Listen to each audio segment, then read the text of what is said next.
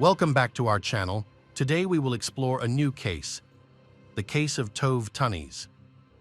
Tove Tunnies was born in May 20, 2001, in Sweden. She grew up in the small suburban town of Vetlanda. Home to just over 10 residents, Vetlanda is a quiet place where everyone knows each other, and incidents of crime are very rare, making any unusual event a topic of local interest. A few years before the tragic events, Tove decided to pursue her studies at a university in a larger city about 200 kilometers away. Enrolling in the medical faculty, however, by 2022, she realized that this career path was not right for her. To take some time to reflect and possibly consider a different field, she decided to take a year off and move back in with her family while living with her parents and twin sister. Tove quickly found a job as a substitute teacher at a local school. This role allowed her to support herself, and she soon moved into a rental apartment. Tove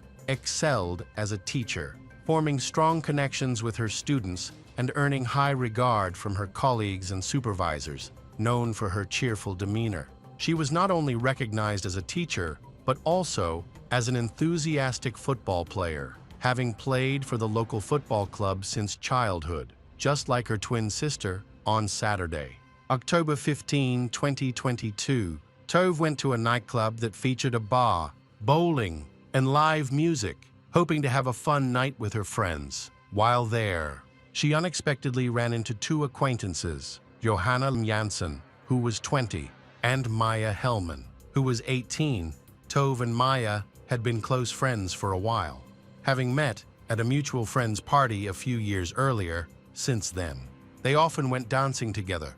Johanna was sociable and popular, with many friends, while Maya was more reserved but still well-liked. Johanna was also Maya's best friend, and Tove had become part of their close circle. Despite their friendship, the dynamics among the three girls were often unpredictable. There was a noticeable tension between Tove and Johanna, stemming from a past incident in 2019 when they both unknowingly dated the same guy. After discovering the truth, they had a fight but eventually reconciled. However, the memory of that situation lingered, especially when jealousy over boys at parties arose, creating a sense of rivalry between them. Maya often played the peacemaker, helping to resolve conflicts, but tensions would resurface. In the summer of 2021, Tove and Johanna decided to reassess their friendship and let go of past grievances. They started spending more time together, enjoying walks and conversations. Unfortunately,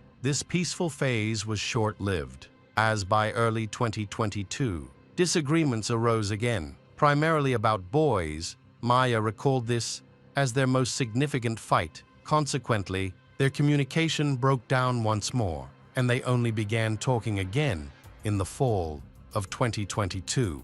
Although their relationship still felt strained at the nightclub, initially, they engaged in casual conversation for a couple of hours. By midnight, Maya realized she had lost track of Johanna and Tove and asked the bartender for help. It turned out that Johanna and Tove had stepped outside and were involved in a loud argument around 1 a.m. They returned to the club just as it was starting to close, and all patrons were being asked to leave. As they exited, another argument broke out, which escalated into a fight. Tove texted her boyfriend, saying, "Johanna hit me." Despite this, the friends decided to resolve their issues through conversation instead of escalating the conflict. Tove had arrived at the party on her bicycle, but planned to walk home. The walk would take about 30 minutes. Tove chose to walk with her friends, who wanted to calmly discuss and settle their disagreements once and for all. A moment later, the three of them arrived at Johanna's house. Initially, they planned to leave without entering, but they later decided to go inside for a cup of coffee to make amends. At 1:48 a.m., Tove called her boyfriend and told him that after the party, she went to her friend's place and that everything was fine. He didn't detect anything unusual in her calm tone, but he became concerned when he found out Tove was at Johanna's apartment. He worried that the girls might start arguing again. Tove reassured him that everything was okay and that she would be home soon. The next morning, Tov's mother tried to contact her daughter, but there was no response. They had planned to go shopping together that day. By 10 a.m., Tove still hadn't replied. Concerned, her family decided to check her house. They found the door locked and received no answer. About 9 hours after Tove last communicated with her boyfriend, Tov's mother contacted the police. Initially, the police didn't take Tov's mother's concerns seriously, thinking it was normal for young people to be out late after a night at a bar. However, Tov's mother was persistent and eventually convinced the officers to take action. They interviewed Tov's mothers to understand the recent dynamics between Tove and her friends. When they learned about a conflict between Tove and one of her friends, they began to suspect that it might be connected to her disappearance. Tove's mobile phone was examined, revealing that it last connected around 4 a.m. on October 16. The signal was detected several kilometers away from her home, and the phone was turned off near marshy land. This area was chosen as the starting point for the search for Tove or any clues about her whereabouts. At the time Tove's phone last connected, Johanna and Maya were at Johanna's house. Detectives interviewed the girls in detail about their evening together and inquired about any conflicts among them. As they were the last people to see Tove alive, both girls were considered suspects, but were released because there was no evidence to charge them. They denied any involvement in Tove's disappearance, explaining that, after an argument, they reconciled and spent a calm evening with Tove at Johanna's house before they parted ways. They had not seen Tove since then. Detectives went to Tove's home to conduct searches, but found nothing suspicious. It seemed that Tove had not returned that night after meeting with her friends. It was then decided to go to Johanna's apartment, which was under renovation, so all the rooms were quite dusty but sterile clean. Moreover, there was a strong smell of cleaning products. On the bed, the police discovered a new sheet that did not match the color of the other bedding. It seemed that the sheet stood out against the rest of the set, as if it had been replaced quite recently. Johanna could not fully explain what had happened with the sheet and even refused to show it to the officers. In the kitchen, a large roll of black garbage bags was found, as well as a large container of bleach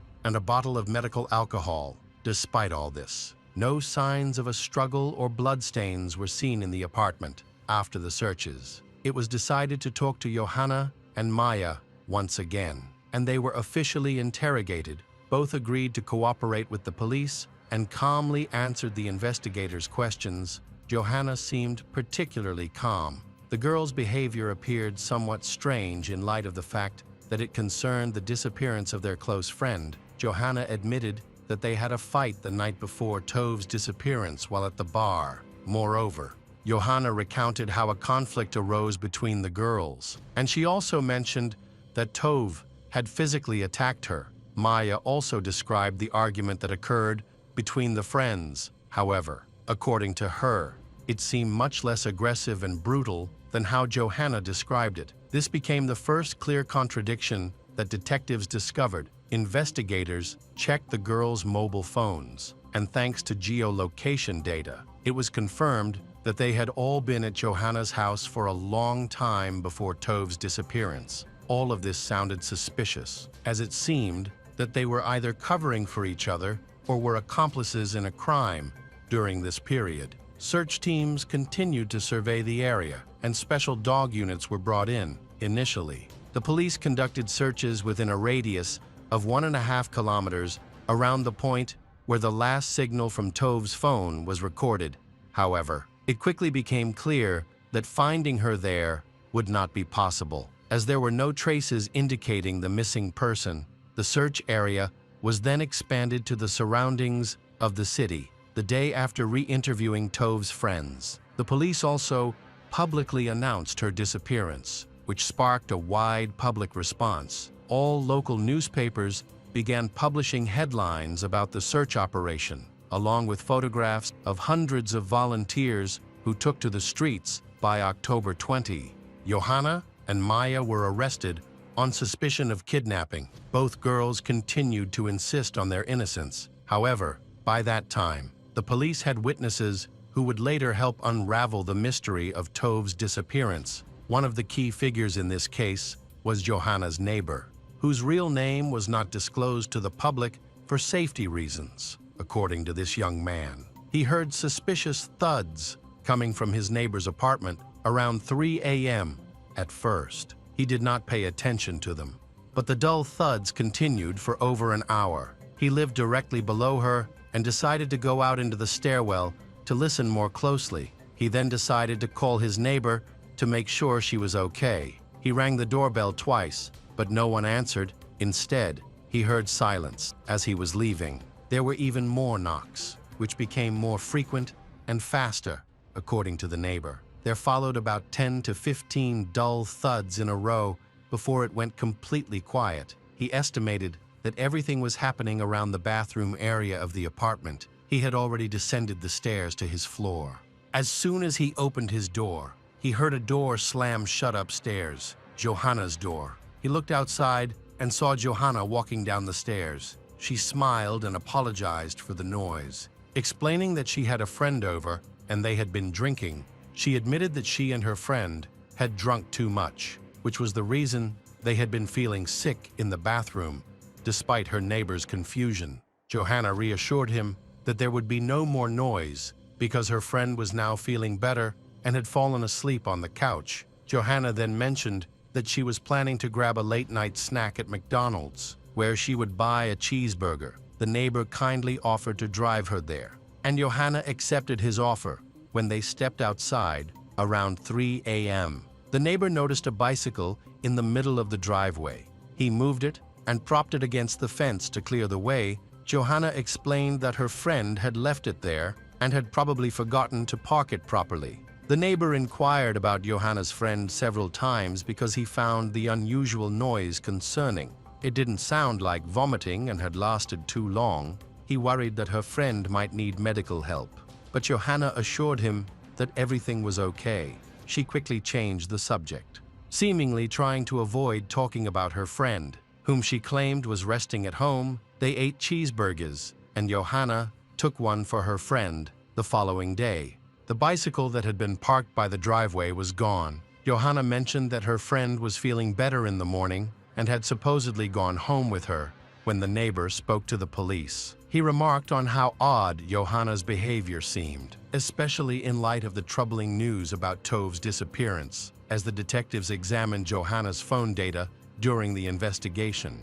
they discovered that her trip to McDonald's was not the only one that night. Interestingly, they found that Tove's phone had movements that matched Johanna's exactly. When asked about this, Johanna couldn't explain why Tove's phone was moving, since Tove was not with them. However, the device actually moved and was later recorded at a nearby gas station before heading into a forest. Even more suspicious, Johanna returned to this location the following day. This is also where Tove's phone was last found. Search teams quickly intensified their efforts. On November 2, searchers scoured the wooded area near the city and discovered something unusual about 8 meters from the embankment. Hidden under the forest undergrowth, the ground was disturbed, with charred fragments and several plastic bags scattered about. Analysis later showed that these bags were identical to those found in Johanna's home. Under a thin layer of soil,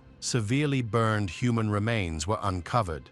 Identifiable only through forensic dental examinations, autopsy results revealed that the victim was Tove Tannis. The body was wrapped in a sheet that did not match any found in Johanna's home. Forensic experts collected important evidence from the crime scene, many of which were also discovered in Johanna's apartment. The police found that. The next day, immediately after the murder, Johanna visited several hardware stores in the city. Surveillance footage showed that she bought a new sheet, gasoline, and 3 bottles of surgical alcohol. These same items were recovered from the fire site in the forest to further investigate Johanna's involvement. The police examined her internet search history. In January, she had been looking up information about how to dispose of a body, the punishments for murder in Sweden, and the behaviors expected in women's prisons. It appeared that she had been planning the murder for nearly a year before it occurred. Johanna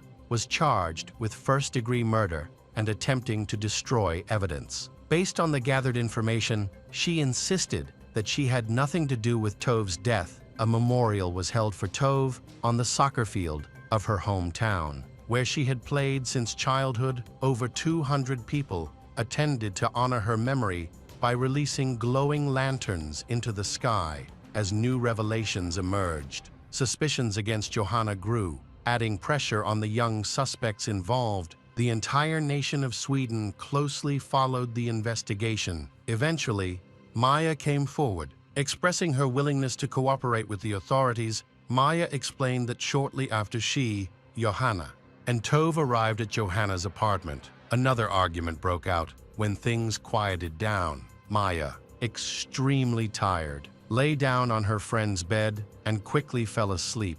In the night, she was suddenly awakened by Johanna. Maya was shocked to see Tove lying in the hallway. Johanna told Maya that Tove had fallen and hit her head in the bathroom, knocking her unconscious. They checked for a pulse but found none. Tove was dead. Frightened, they decided to dispose of her body. A few weeks later, Johanna chose to cooperate with the investigation. She explained that after everyone had calmed down, she wanted to ease the tension by showing Tove the new bathroom in her apartment, which was still under renovation. Johanna intended to showcase the only completed room at that time, however. When she invited Tove to look, Tove reacted sharply, saying there was nothing special to see. This led to Tove pushing Johanna, who then pushed back, causing Tove to fall to the floor. Johanna went over to Tove and asked how she was doing, but instead of answering, Tove grabbed Johanna by the throat and started to choke her. In response, Johanna also grabbed Tove's neck.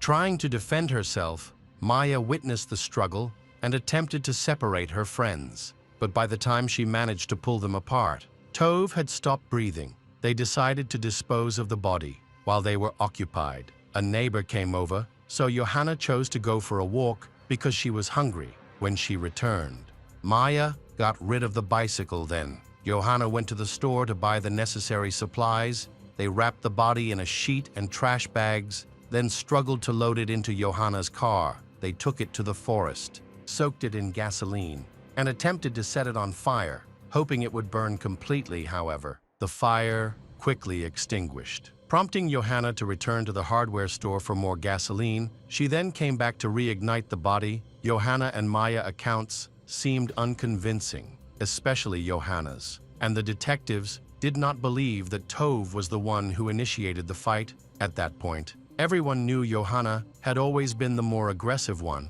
When she saw Tove lifeless, it appeared Johanna was satisfied with what had happened. Maya herself doubted it was an accident and suspected that Johanna had killed Tove while she was asleep. The trial started on March 27, 2023, where the jury had to determine if Johanna Jansson and Maya Hellman were guilty of murder. Journalists closely followed the trial. The prosecution argued that both girls were untruthful, according to law enforcement. In a moment of rage, Johanna and Maya attacked Tove, with Maya restraining her while Johanna strangled her. Afterward, they transported Tove to the forest, doused her with a flammable liquid, and set her on fire to conceal their crime. The bathroom was thoroughly examined by forensic experts, who found DNA evidence from Johanna and Maya. The prosecution argued that Maya was less culpable and did not directly participate in the murder or strangle her friend. However, Maya did hold Tove down to prevent her from resisting and assisted in disposing of the body. Forensic tests confirmed that Tove died from strangulation. In court on March 29, 2023, Maya's lawyers claimed she had no part in the attack, insisting she was asleep during the incident. They argued that Maya helped destroy evidence and move the body to the forest out of fear, implying that Johanna may have intimidated her into compliance. In contrast, Johanna's lawyers sought to shift the blame to Maya, suggesting that Johanna alone could not have managed the situation. A key argument made by the defense was that Maya and Tove had just turned 18, while Johanna was older and more experienced. Additionally, Johanna was the more dominant figure in their friendship. However, despite the defense's strong arguments, April 19, the court ruled both girls guilty of first-degree murder. Johanna Jansson and Maja Hellman received life sentences, marking the first time such a sentence was imposed on girls under 21 in Sweden. The fairness of this verdict remains a topic of debate. Both said they would appeal. There are at least two conflicting accounts of what occurred in Johanna's apartment, suggesting that at least one girl is telling the truth, if both are lying. The only person who could clarify the events is already deceased. The lawyers sought to appeal the verdict, and the investigation continued. Revealing new information, it was discovered that a year before the murder, Johanna had expressed hatred towards Tove by writing hateful poems about Tove and her twin sister in January 2022. Johanna attempted to kill Tove by stuffing cardboard through the door and setting fire to the house where Tove and her family lived. Fortunately, the fire was contained, but it caused significant damage to the facade and door. Johanna also told friends she wanted Tove dead, indicating she had both a motive and a strong desire to harm her friend. A few months later, the situation changed. The appellate court acquitted Maja, deciding that the evidence against her for murder was insufficient. However, she was found guilty of obstructing justice for helping to dispose of the body and was sentenced to 1 year in prison. Most people believe that Johanna acted alone in the incident with her friend, while Maja simply assisted in getting rid of the body. Meanwhile, Johanna still insists that her account of events is true. On appeal to the Court of Appeal, October 2023, Johanna Jansson was sentenced to 16 years in prison. She will remain incarcerated until she turns 18 and is required to pay 1 million Swedish kroner to Tove's family. Tove's family have appealed the sentence to the Supreme Court in the hope that Johanna Jansson's sentence will be increased, knowing that her chances of winning her appeal were slim. Johanna attempted to escape from prison with another inmate on New Year's Eve 2024. Their escape plan was uncovered. They intended to take a prison staff member hostage to help them flee. Fortunately, prison authorities discovered the scheme before it could be carried out. Hello friends, welcome to our channel. Today we're going to take a look at another horrible case with you, the case of Ben Rennick. In 1989, the Rennick family relocated to a charming farmhouse where Ben developed an interest in snakes. However, their happiness was short-lived. In September 1992, a gas leak caused an explosion at their home while they were away, forcing them to move into a trailer. Rennick family faced another challenge when Ben's mother, Kim, was diagnosed with advanced breast cancer. Despite these difficulties, the close-knit family supported each other through thick and thin. In 2002, they moved into a new home that included a special room for Ben's snakes. Tragically, Kim lost her battle with cancer in 2009. Before her passing, she made her sons promise to preserve the farm and pass it down to their children. Ben's passion for snakes only grew stronger, and he eventually founded Rennick Reptiles, earning recognition worldwide. He began selling snakes globally, from the UK to Japan, and breeding them became his life's purpose. Ben, a dedicated and passionate breeder, put the needs of his snakes above financial gain. His reptile farm was a treasure trove of reptilian subspecies, featuring both common and rare species from around the world. The value of his python collection alone exceeded $1 million. Despite his professional success, Ben felt lonely and longed to start a family. That changed in 2010 when he met Lindley at a party. Their relationship blossomed quickly, and soon he introduced her to his brother Sam and his fiancé Eli. As it turned out, both Eli and Lindley had sons from previous relationships, which helped them bond and become fast friends. Lindley seamlessly integrated into the Rennick family, and they began living together.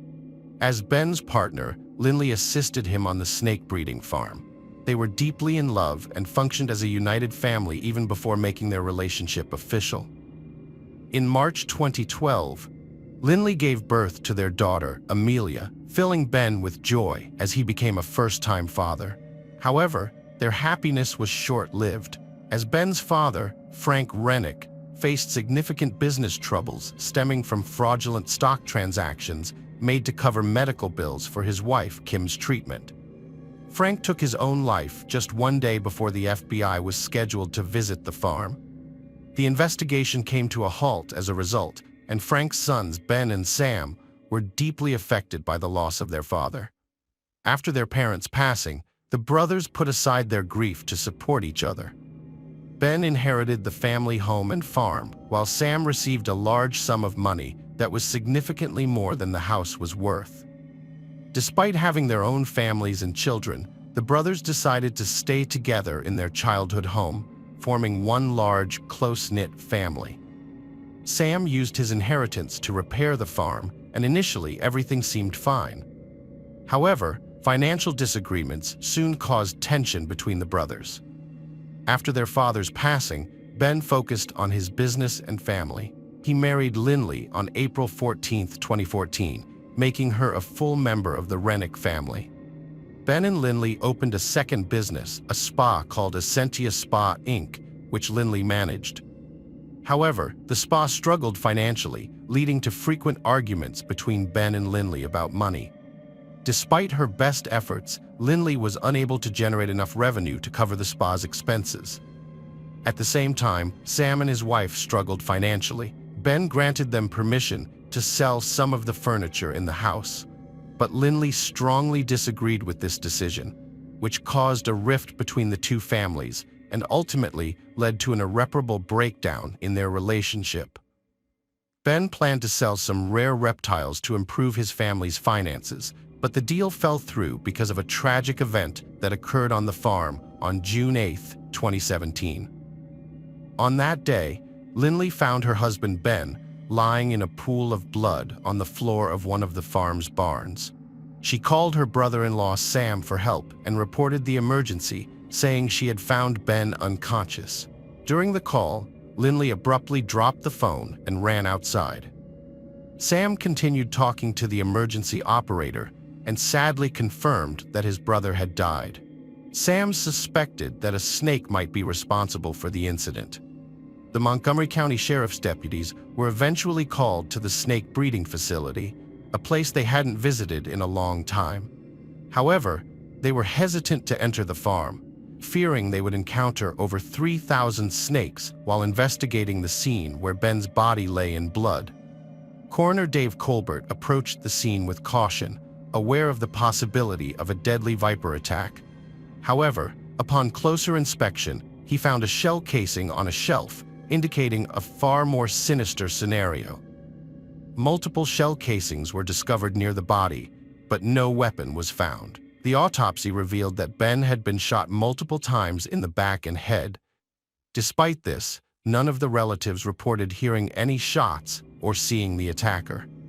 Sam and Lindley, Ben's relatives, were taken to the sheriff's office for questioning. During the interview, Lindley suggested that Sam might have been involved in Ben's death, citing a potential motive. Ben wanted to sell the house, but Sam was opposed. To clear his name, Sam agreed to take a lie detector test, which he passed. With no evidence to hold them, the police released Lindley and Sam. The investigation continued, exploring various theories about who might have wanted Ben Rennick dead. The police initially suspected that Ben Rennick's death might be linked to robbery, but this theory was quickly ruled out because none of the rare snakes in the house were taken and no valuables were missing. In the days following Ben's death, the police questioned Lindley, Ben's wife, and tested her hands and clothing for signs of gunpowder residue. However, the test results came back negative. After Ben's funeral, Lindley cut off all contact with her brothers-in-law, Sam and Eli, and began making moves to sell her husband's business and claim a $1 million life insurance payout. Her plan was to use the insurance money to pay off the mortgage on the Rennick family home, which she intended to sell for $740,000. When Sam and Eli found out about Lindley's quick insurance claim and her plans to sell the house, they became suspicious and notified the authorities. Sam, in particular, suspected that his brother's wife might be involved in Ben's death and shared his concerns with the investigators. As a result, Lindley was questioned again by the police, during which she revealed that she had a complicated relationship with Ben and had been secretly meeting with a man named Eric. Although Eric had an alibi, it seemed suspicious to the investigators. Lindley made some stunning confessions. Approximately 3 years into her officially recognized marriage, she admitted to having had affairs with at least 2 different men. Furthermore, text messages exchanged between the couples imply that Ben had been suspicious of his wife's infidelity, which had been causing significant tension in their relationship lately.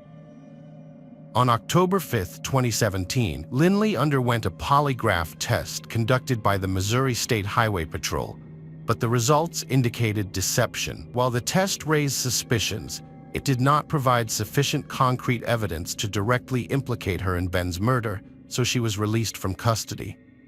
The investigation persisted, albeit at a slower pace. It was later discovered that Lindley had attempted to kill Ben a month before his death. She had fabricated a story about Ben being abusive and shared it with a coworker at a spa salon, gaining their sympathy and assistance. The coworker helped Lindley plot to kill Ben by making him a protein shake laced with 15 Percocet pills. Unbeknownst to Ben, he drank the shake and fell severely ill, but survived, unaware that he had been poisoned. Lindley was questioned by investigators 6 times. A major breakthrough came on January 14, 2012, when a witness from a state prison came forward claiming to have information about Ben's death. The witness, Brandon Blackwell, told investigators that Lindley had shot Ben and conspired with her ex-boyfriend. Brandon said he dated Lindley, who was married to Ben, and they had a child together about 1.5 years after Ben's death. However, by 2019, they had broken up. Brandon claimed that Lindley told him she plotted with her coworker Ashley Shaw and her ex-boyfriend Michael Humphrey to kill Ben. Lindley and Michael were arrested for Ben's murder, but they blamed each other for the crime. Michael said that on the day of the murder, Lindley asked him to pose as a buyer at the farm, and he was supposed to shoot Ben while wearing gloves. However, he couldn't bring himself to do it. According to Michael, Lindley then took the gun and shot Ben herself. The investigation into Ben's death took 3 years. On January 16, 2020, arrest warrants were issued for Lindley, Michael, and Ashley. Ashley was given immunity in exchange for her cooperation and testified against Lindley, her former boss at the spa salon. Ashley said that Lindley had complained about Ben, claiming he was abusive and belittling, and convinced her to help with a plan to kill him. Lindley feared that if she divorced Ben, he would gain custody of their children, so she plotted to kill him by poisoning him with a lethal cocktail. When questioned, Lindley and her accomplice Michael accused each other of Ben's murder. In October 2021, Michael Humphrey went on trial in Ain County. His lawyers hoped to reduce his sentence by revealing the murder weapon, which would lead to a second-degree murder charge. Although Michael had the gun, no conclusive DNA evidence was found on it to lessen his sentence. However, he made a deal with the prosecution, revealing the location of the murder weapon. In exchange, he received a life sentence for second-degree murder, without a trial, on January 3, 2021. This meant Michael Humphrey would be imprisoned for life, with the possibility of parole. The trial of Lindley Rennick started on December 6, 2021, for the shooting death of her husband Ben Rennick on June 8, 2017, at his snake breeding facility in New Florence. According to court documents, the plot to kill Ben originated at Lindley's spa salon. The probable cause statement revealed that Ben knew about Lindley's financial troubles and her fear that he might take their children away, leading her to falsely claim domestic abuse. The first attempt on Ben's life involved a protein shake laced with drugs, which was confirmed by search warrants for their Facebook accounts. These searches also showed that Ben was aware of Lindley's financial issues. In court, the events of the day Ben was killed were reconstructed through cross-examination. On that day, Michael Humphrey picked up Lindley from the spa salon, while Shaw sent deceptive text messages from Lindley's phone, hiding their true location and trying to mislead the investigation, according to court documents. Humphrey tried to kill Ben, but couldn't finish the job, so he asked Lindley to do it for him after firing some shots. In his hurry, Humphrey picked up most of the bullet casings, but missed a few. After returning to the spa, Lindley took a shower, which helped remove any gunpowder residue from her hands and clothes. Humphrey also got rid of Lindley's clothing to avoid raising suspicion. During the trial, defense attorney Catherine Barrere tried to portray Lindley as a victim of domestic violence by highlighting her personal history, family, education, and her relationship with ex-boyfriend Michael Humphrey. However, no evidence supported this claim, weakening the defense's argument. Lindley was involved with Michael Humphrey, who was part of a group that plotted to kill Ben. Lindley described their relationship as codependent, with Humphrey dealing drugs and her being addicted. She broke up with Humphrey in 2010, but reconnected with him about a month before Ben's murder. Lindley Rennick denied planning to kill her husband Ben, including the alleged attempt to poison him with a protein shake. At the time, their spa business was failing, and they were experiencing financial and marital problems. Lindley admitted to having affairs with multiple men, which she deeply regretted. When she considered divorce, she didn't know who to turn to, given her father's experience with divorce and his strong views on the matter. She reconnected with an old boyfriend, Michael Humphrey, seeking support to discuss divorce with Ben.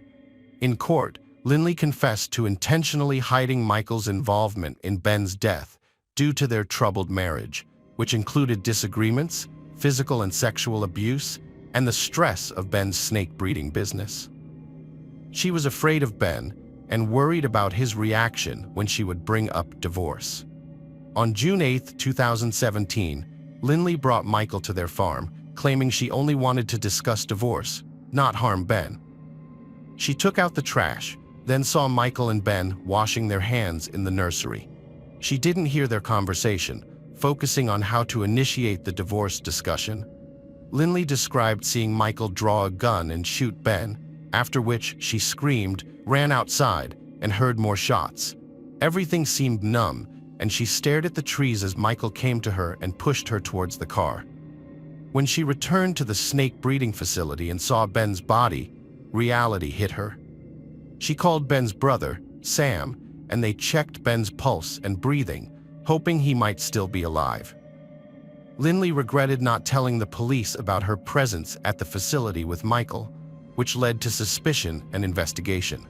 Although there was a $1 million life insurance policy, Lindley waived her rights to the money. She received some financial compensation from a trust set up by Ben's father, which benefited Ben and their children, not herself. Lindley shared her story with her then-boyfriend Brandon Blackwell, but their relationship ended after she had his child during the trial. She expressed remorse for her continuous deception, saying she was trying to escape the truth of what happened and never wanted her husband's death. Lindley Rennick's defense team did not request a new trial or appeal her conviction. Instead, she filed a lawsuit against Blackwell, accusing him of making false statements about her role in her husband's death. During the trial, prosecutor Kevin Zellner questioned Lindley Rennick's credibility, pointing out inconsistencies in her story. He asked why she didn't check on her husband after hearing gunshots, didn't call 911, sent friendly messages to Blackwell and Humphrey after the shooting, and continued to lie as emergency responders arrived. Lindley Rennick admitted to suggesting her brother-in-law as a suspect, and Zellner portrayed her as a calculating but clumsy mastermind. He accused her of being heartless for accusing the victim's brother. On December 9, 2021, Lindley Rennick was found guilty of second-degree murder and armed criminal action. She broke down during sentencing, receiving 13 years for murder and 3 years for armed criminal action. In January, the judge sentenced her to a total of 16 years. The victim's family, including Sam Rennick, was outraged, believing Lindley and her co-conspirator deserved life imprisonment. Sam Rennick expressed his disappointment, shocked that his son's life was valued at only 13 years. He felt that Ben's death had destroyed their relationship. However, Ben Rennick's legacy lives on. The reptile community was shaken by his death and decided to honor him by naming a new snake species after him. They collected donations to support his family. Hello friends, welcome to our channel. Today we're going to take a look at another horrible case with you, the case of Amanda Blackburn. Amanda Grace Buers was born on July 31, 1987, in Muskegon, Michigan. Her family later moved to Indianapolis, Indiana, and then to Elkhart in 1995. Amanda graduated from Elkhart Christian Academy in 2006 and went on to earn an associate's degree from Pensacola Christian College in Pensacola, Florida, in 2008. Amanda was raised in a deeply devout Christian family, where her father served as the lead pastor of First Baptist Church in Elkhart, Indiana. From a young age, she was deeply committed to her faith and had memorized many church sermons. Unlike her peers, who were eager to explore the world and experience adult life, Amanda's desire was to serve Jesus. Amanda was a kind and gentle soul, with a slender build, blonde hair, and a sincere smile. Her thoughts and heart were pure, and she consistently showed love and compassion towards others.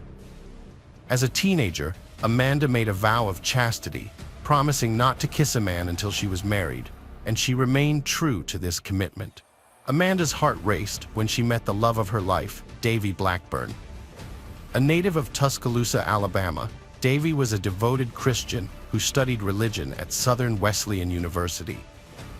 The two were introduced on a blind date at a Christian concert featuring the band Hawk Nelson, arranged by Amanda's sister and Davy's best friend.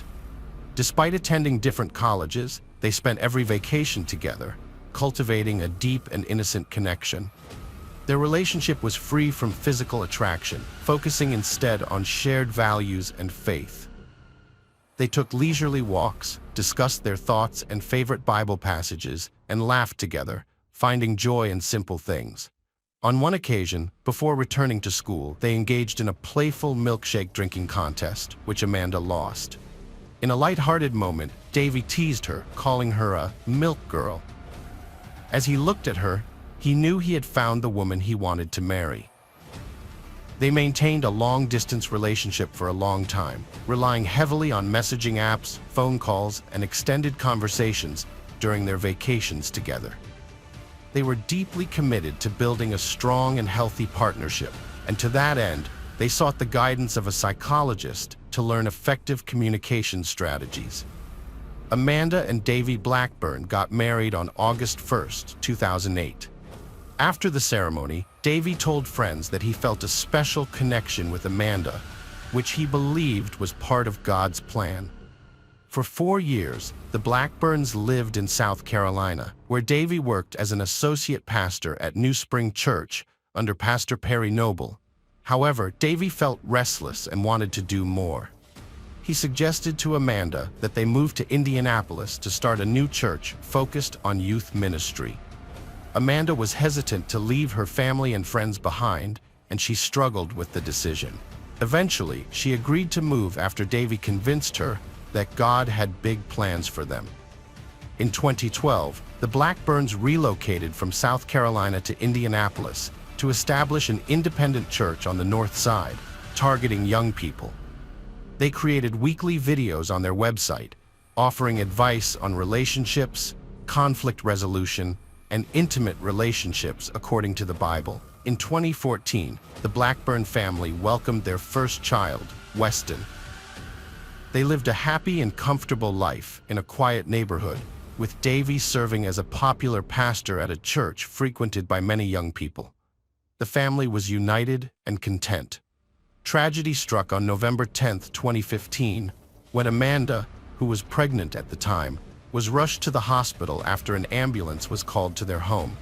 Despite efforts to save her, she died the next day, along with their unborn baby girl, Evie Grace. The news of Amanda's passing sparked an outpouring of sympathy and prayers on social media. with friends, family, and strangers sharing their condolences. On November 11th, the day Amanda was officially declared deceased, Davy released a statement honoring her legacy, saying that she dedicated her life to loving and serving those around her. Amanda Blackburn dedicated her life to spreading the message of Jesus Christ and helping others find salvation. Through her death and legacy, even more people will come to know Christ. I'm certain she wants me to continue the work we started in Indianapolis. Dave Blackburn described the murder of his pregnant wife Amanda as a devastating blow to their Orthodox community and a shock to the entire state. The public demanded justice, calling for the perpetrator to be caught and punished. In his first interview, Dave recounted finding Amanda injured and unconscious on the living room floor, partially naked and surrounded by blood. Dave explained to investigators that he had left the house around 6 a.m. to work out at the fitness center, leaving the door unlocked, as he often did.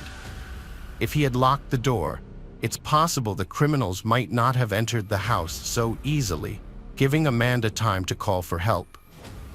Amanda suffered 3 gunshot wounds, including one to the head during the attack. Despite a swift investigation, no arrests were made in the days immediately following the crime. The police quickly cleared Amanda's husband, Davy Blackburn, of any involvement in the brutal incident. According to trial transcripts, Davy Blackburn's testimony was supported by that of Scott Floyd, the first emergency medical paramedic from the Indianapolis Fire Department to arrive at the scene. Floyd stated that when they arrived at the house in response to Davy's 911 call, Davy was standing at the end of the driveway with blood on his hands. Scott stated that Davy described his wife Amanda as lying on the floor, unresponsive. Davy claimed to have discovered her after returning home from the gym around 7:30 a.m. and finishing a phone call with his friend Kenneth Wagner.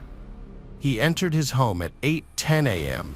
and called emergency services at 8:22 a.m., thinking Amanda was sick or unconscious. However, it's unclear why it took him 12 minutes to make the call and why he didn't notice the brain matter nearby. An emergency room doctor testified that the blood on her head was coagulated, suggesting the gunshot wound occurred around 2 hours earlier. Davy claimed to have only called his father after calling 911. Authorities verified his alibi using surveillance footage from the gym, and he was not considered a suspect. The autopsy revealed Amanda suffered multiple gunshot wounds and signs of a struggle. The investigation included reviewing CCTV footage and interviewing neighbors, one of whom reported hearing gunshots 35 minutes after Davy left the house. The initial theory was robbery, given the missing bank cards and MacBook bag. Police discovered a series of burglaries in the area, including one at a nearby home where a woman reported her phone, laptop, and keys stolen. Another home on Sunnyfield Court was burgled, with several items missing, including a Tiffany pearl necklace and a pink women's sweater. 5 minutes later, Davy reported a burglary at his own home. Police looked for connections between the crimes and released images of possible suspects. Davy was confident in the police's efforts to catch his wife's killer, and investigators were hopeful that promising leads would soon lead to the perpetrator. The key clues that helped track down the suspects were a stolen pink sweater, cell phone records, and an ATM receipt.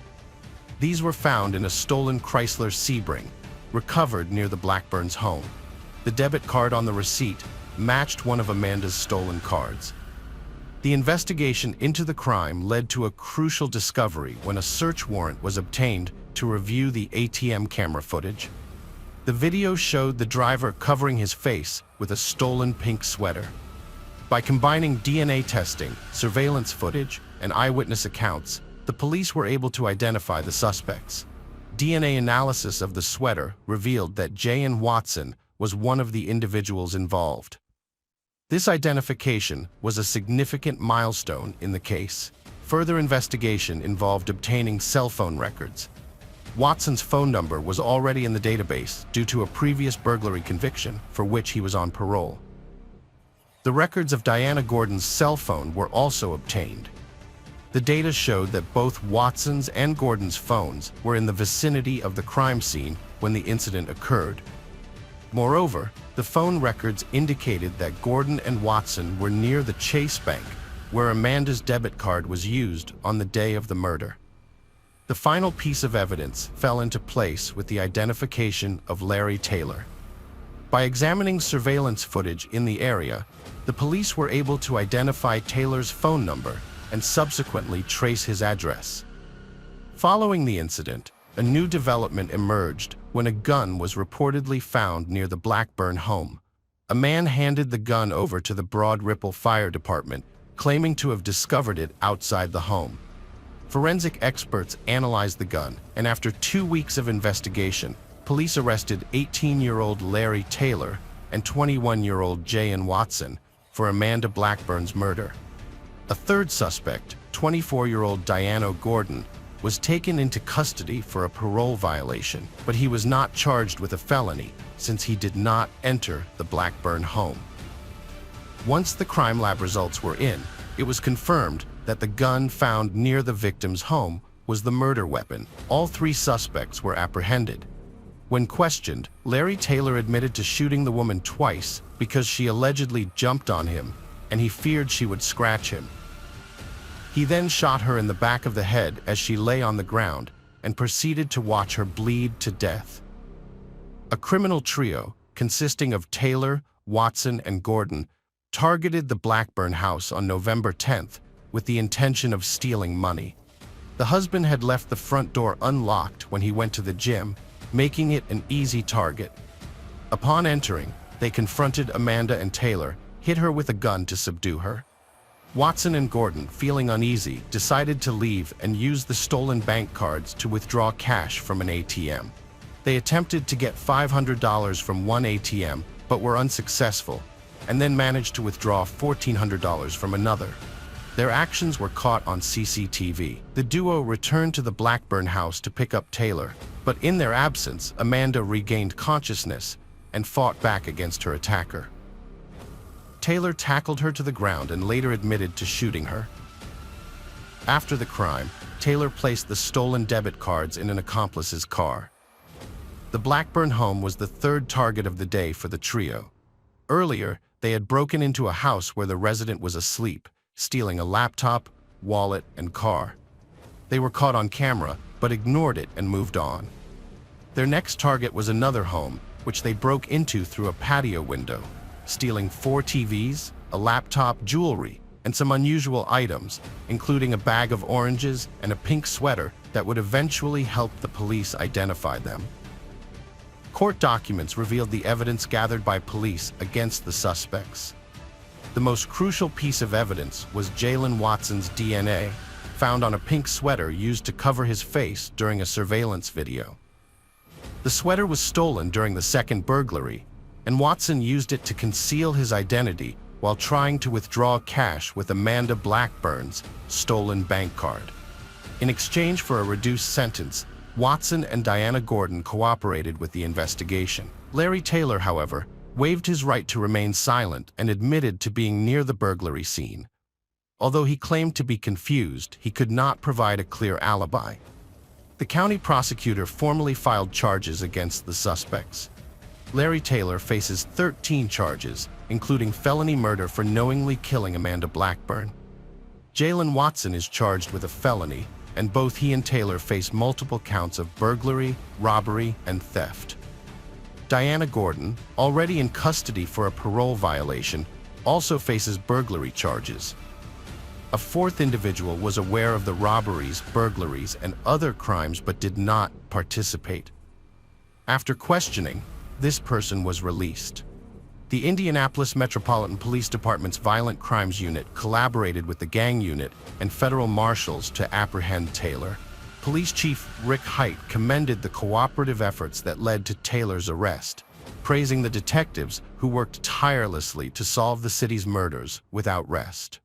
Thanks to Assistant U.S. Attorney Josh Minkler and Prosecutor Terry Curry, justice was served, partly due to the victim's pregnancy. Prosecutors considered filing additional charges related to the fetus, although they found no evidence to support rape charges.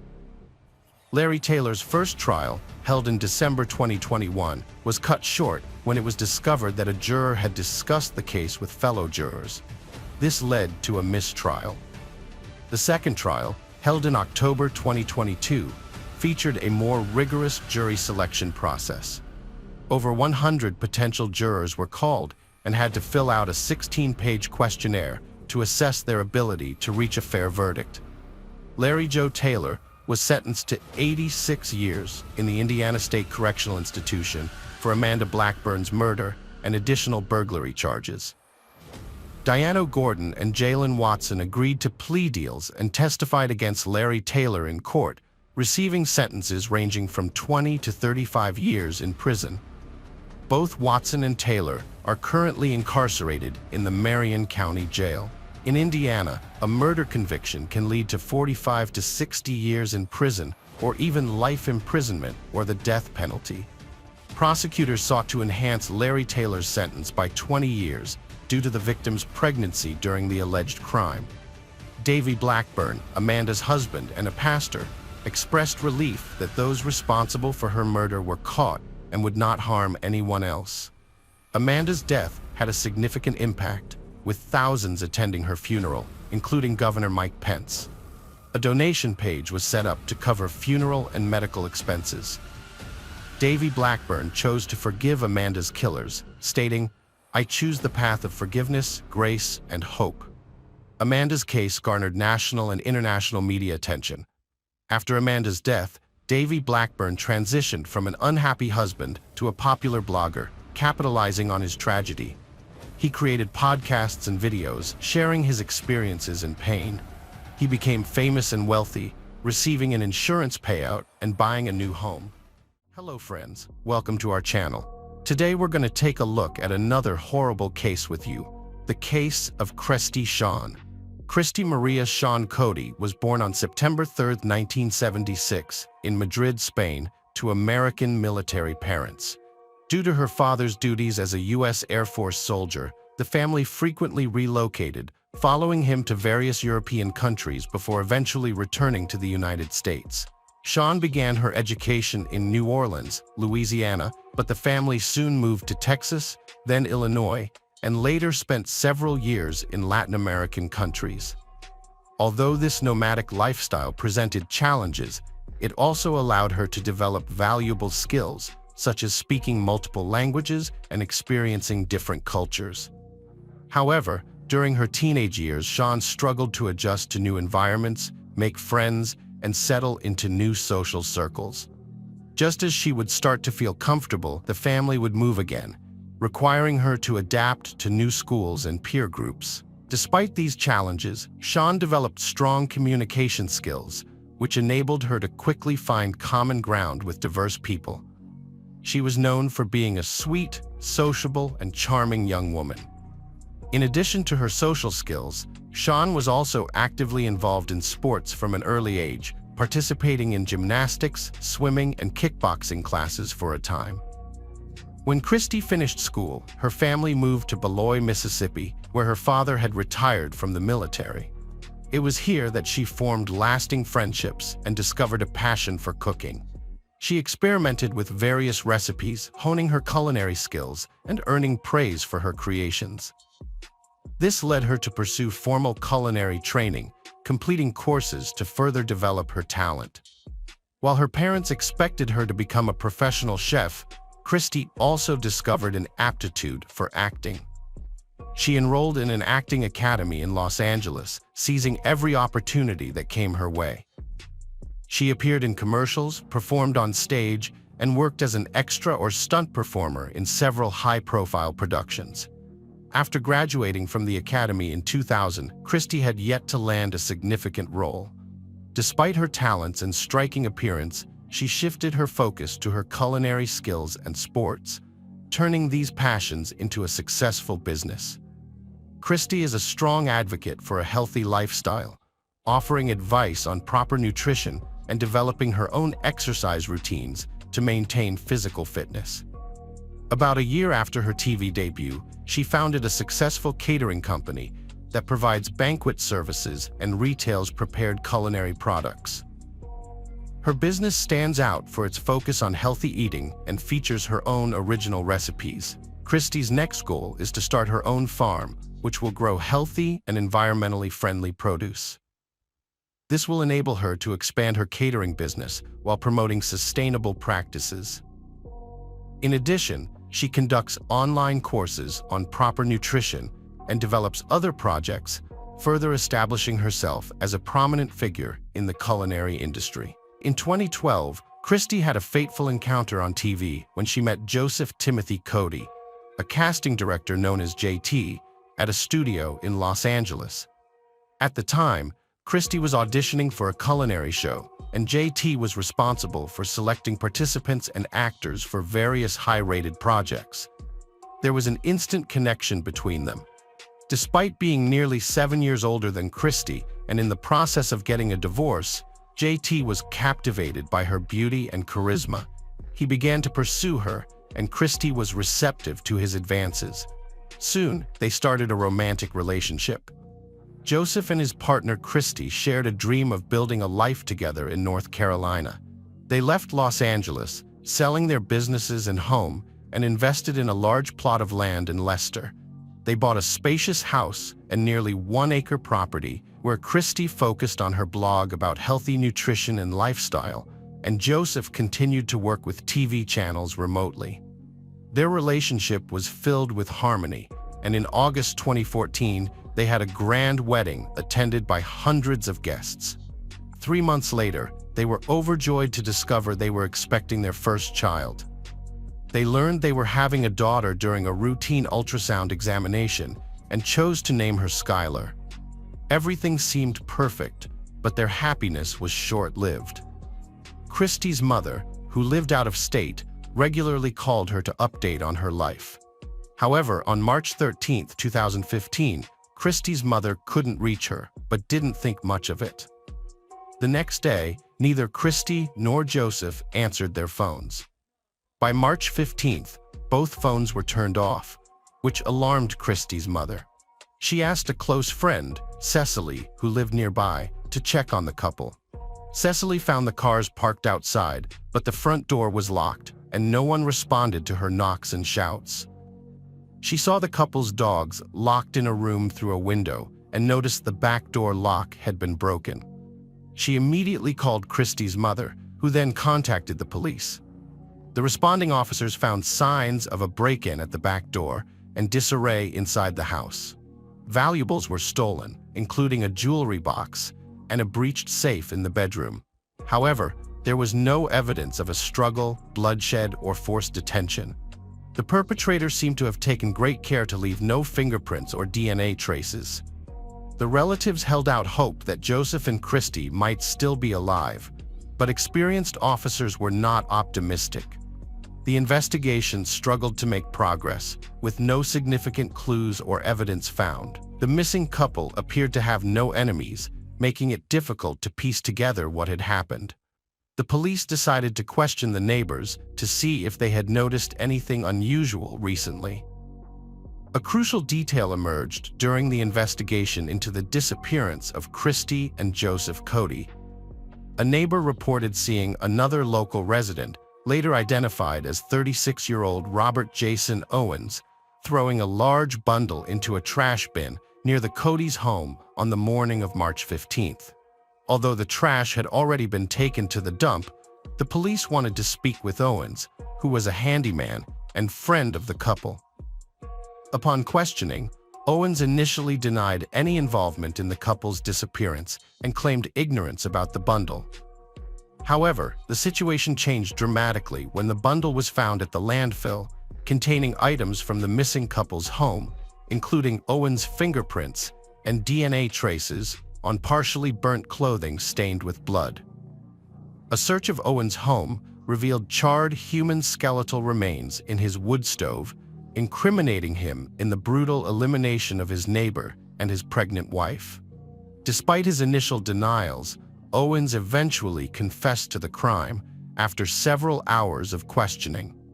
According to Owens, the incident occurred on the evening of March 12th, when he visited the Cody's home after getting stuck in the mud. He claimed that while trying to get his car out, he accidentally struck and ran over the couple while sitting in the driver's seat. Panicked, he decided not to call the police and instead covered up the incident. Owens claimed that he broke into the Cody's house, took blankets to move the bodies, and then dismembered them in his own bathroom.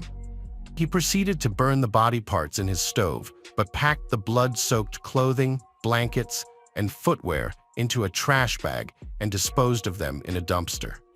The police were shocked by Owens' cruel actions and eerie calmness when recounting the events. Forensic analysis confirmed that the bone fragments found in Owens' stove belonged to the missing couple. Robert, a man with no family and little contact with relatives, moved to Leicester in 2000 after buying land and building a house. However, his name became linked to a 15-year-old unsolved crime in Asheville, where he previously lived. The crime involved his close friend Zeb Wayne Quinn, who vanished mysteriously at the age of 18. Zeb and Robert had been friends since school and lived nearby. Zeb was undergoing military training and worked part-time at Walmart. On January 2, 2000, Zeb finished his shift and met with Robert, planning to drive to Leicester to buy a new car. However, he never returned home. A few days later, Zeb's car was found parked in another part of town with its headlights on and a heart drawn on the window with red lipstick. The car had damage and scratches with paint particles from another vehicle. Robert, who was the last person to see Zeb, told an implausible story. According to Robert, Zeb asked him to stop the car to make a phone call, saying he received an urgent message on his pager. Zeb drove off to a gas station, returned 10 minutes later looking frantic, and changed their plans. He then drove off in an unknown direction, hitting Robert's car in the process. However, Robert's car also had damage with paint particles from Zeb's car, raising suspicions about his involvement in Zeb's disappearance. Zeb Quinn had been romantically involved with Misty Taylor, who previously dated Wesley Smith. Smith had threatened Zeb, warning him to stay away from Misty or face harm. Although Zeb, Smith, and Owens were questioned, they were released due to lack of evidence. Misty and Smith had alibis, but Robert did not. A large sum of money Zeb had been carrying to buy a car vanished from his car and pager. The investigation suggested that Zeb never received a mysterious message, if any. A strange incident occurred the day after Zeb's disappearance. Someone claiming to be Zeb called Walmart, saying he would be absent from work for a few days due to illness. However, the colleague who answered the call thought the voice sounded unfamiliar, not like Zeb's. The call was traced back to a Volvo plant where Robert worked. When questioned, Owens unexpectedly claimed he made the call at his friend's request the night before Zeb disappeared. Despite further investigation, no new evidence or witnesses were found, and the case remains unsolved, with Zeb Quinn still listed as missing. 15 years after the events, Owens was questioned again, suspected of being involved in his friend Zeb Quinn's disappearance. The case was reopened in June 2015, and the investigation resumed. Although Owens stuck to his original story, the police searched his property thoroughly and found something unusual. In a concrete slab on Owens' property, they discovered a hidden cavity containing small, heavily charred human bone fragments. Unfortunately, the remains were too damaged for DNA analysis, so it was impossible to confirm whether they belonged to Quinn. A neighbor's statement added another surprising detail. An elderly man recalled an incident from January 2000 when Owens had just bought the land and was building his house. One evening, Owens started a fire that emitted a sickly sweet, nauseating smell, which the neighbor found unbearable due to the wind blowing the stench in his direction. After covering the fire pit with concrete, which raised suspicions, Robert Owens claimed he intended to build a small fountain, but never did. 15 years later, the police arrived at the property, and Owens confessed to a crime, offering a new explanation.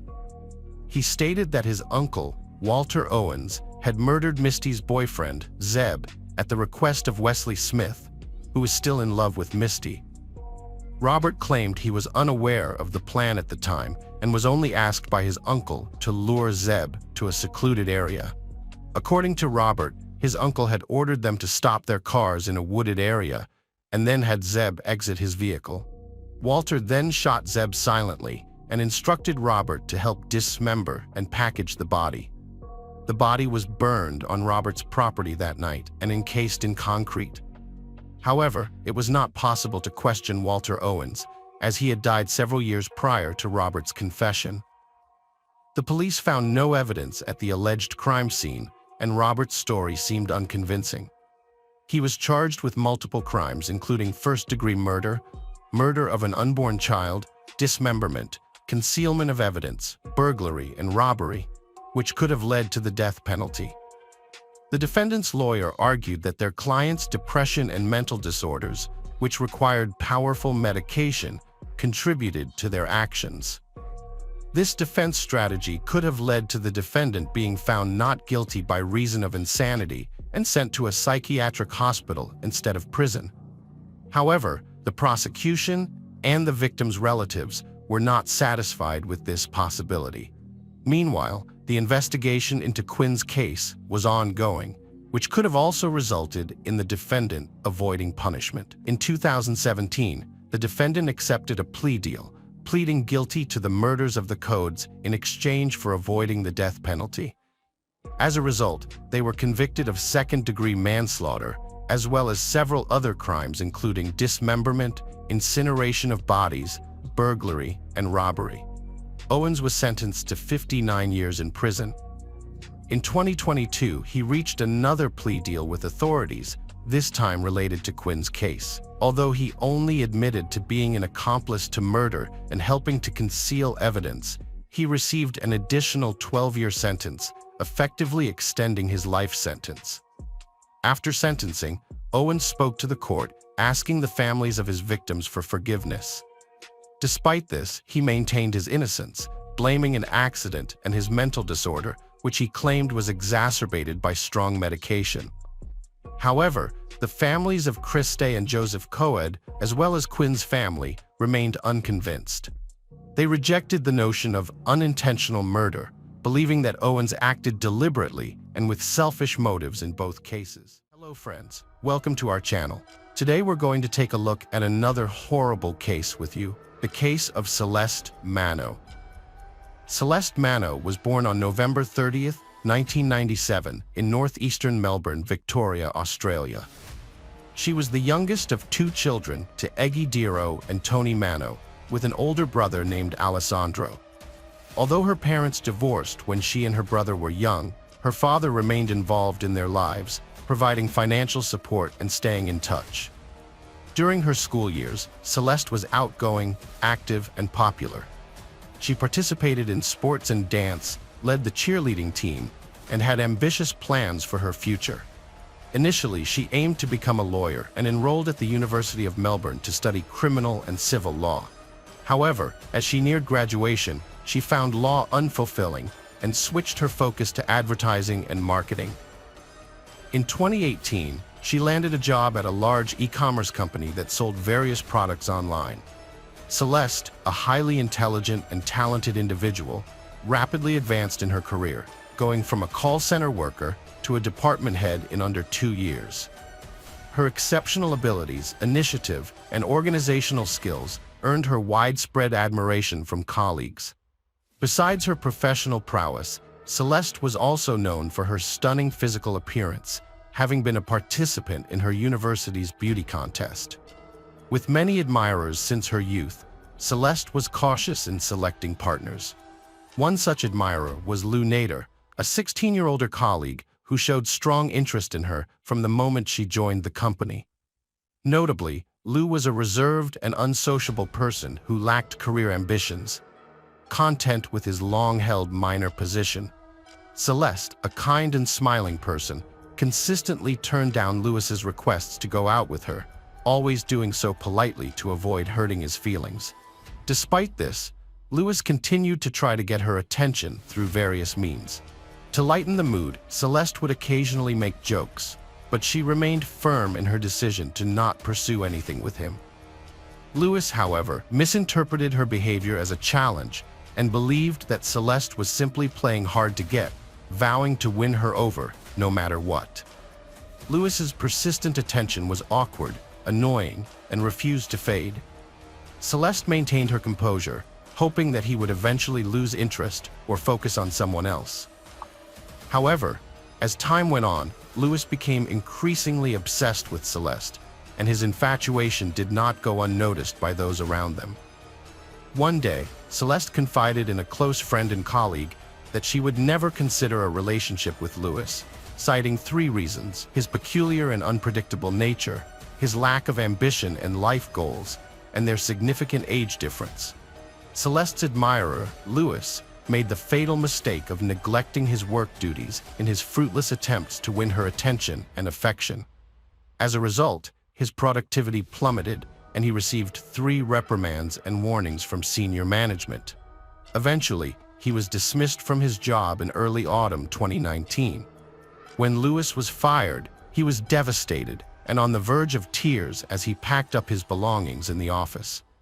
Celeste, on the other hand, felt relieved that the unwanted suitor would no longer be a nuisance, but she also felt guilty, thinking that her rejection had contributed to his downfall. Mano, the department manager, thanked Louis for his years of service, escorted him out of the building, and offered him words of encouragement and luck before parting ways. Louis misinterpreted Celeste's reaction to his sudden kiss as a sign that she had feelings for him, despite her clear discomfort. He convinced himself that she was hesitant to pursue an office romance due to her position as his boss, and that their social differences were the only obstacle to their happiness. Emboldened by this mistaken belief, Louis decided to take matters into his own hands. After being fired, he created a social media account, found Celeste's profile, and sent her a friend request. When she initially accepted, he began sending her multiple requests to meet up, which she first tried to politely decline before eventually blocking him. Celeste's former colleague sent her another friend request on social media, this time from a new profile.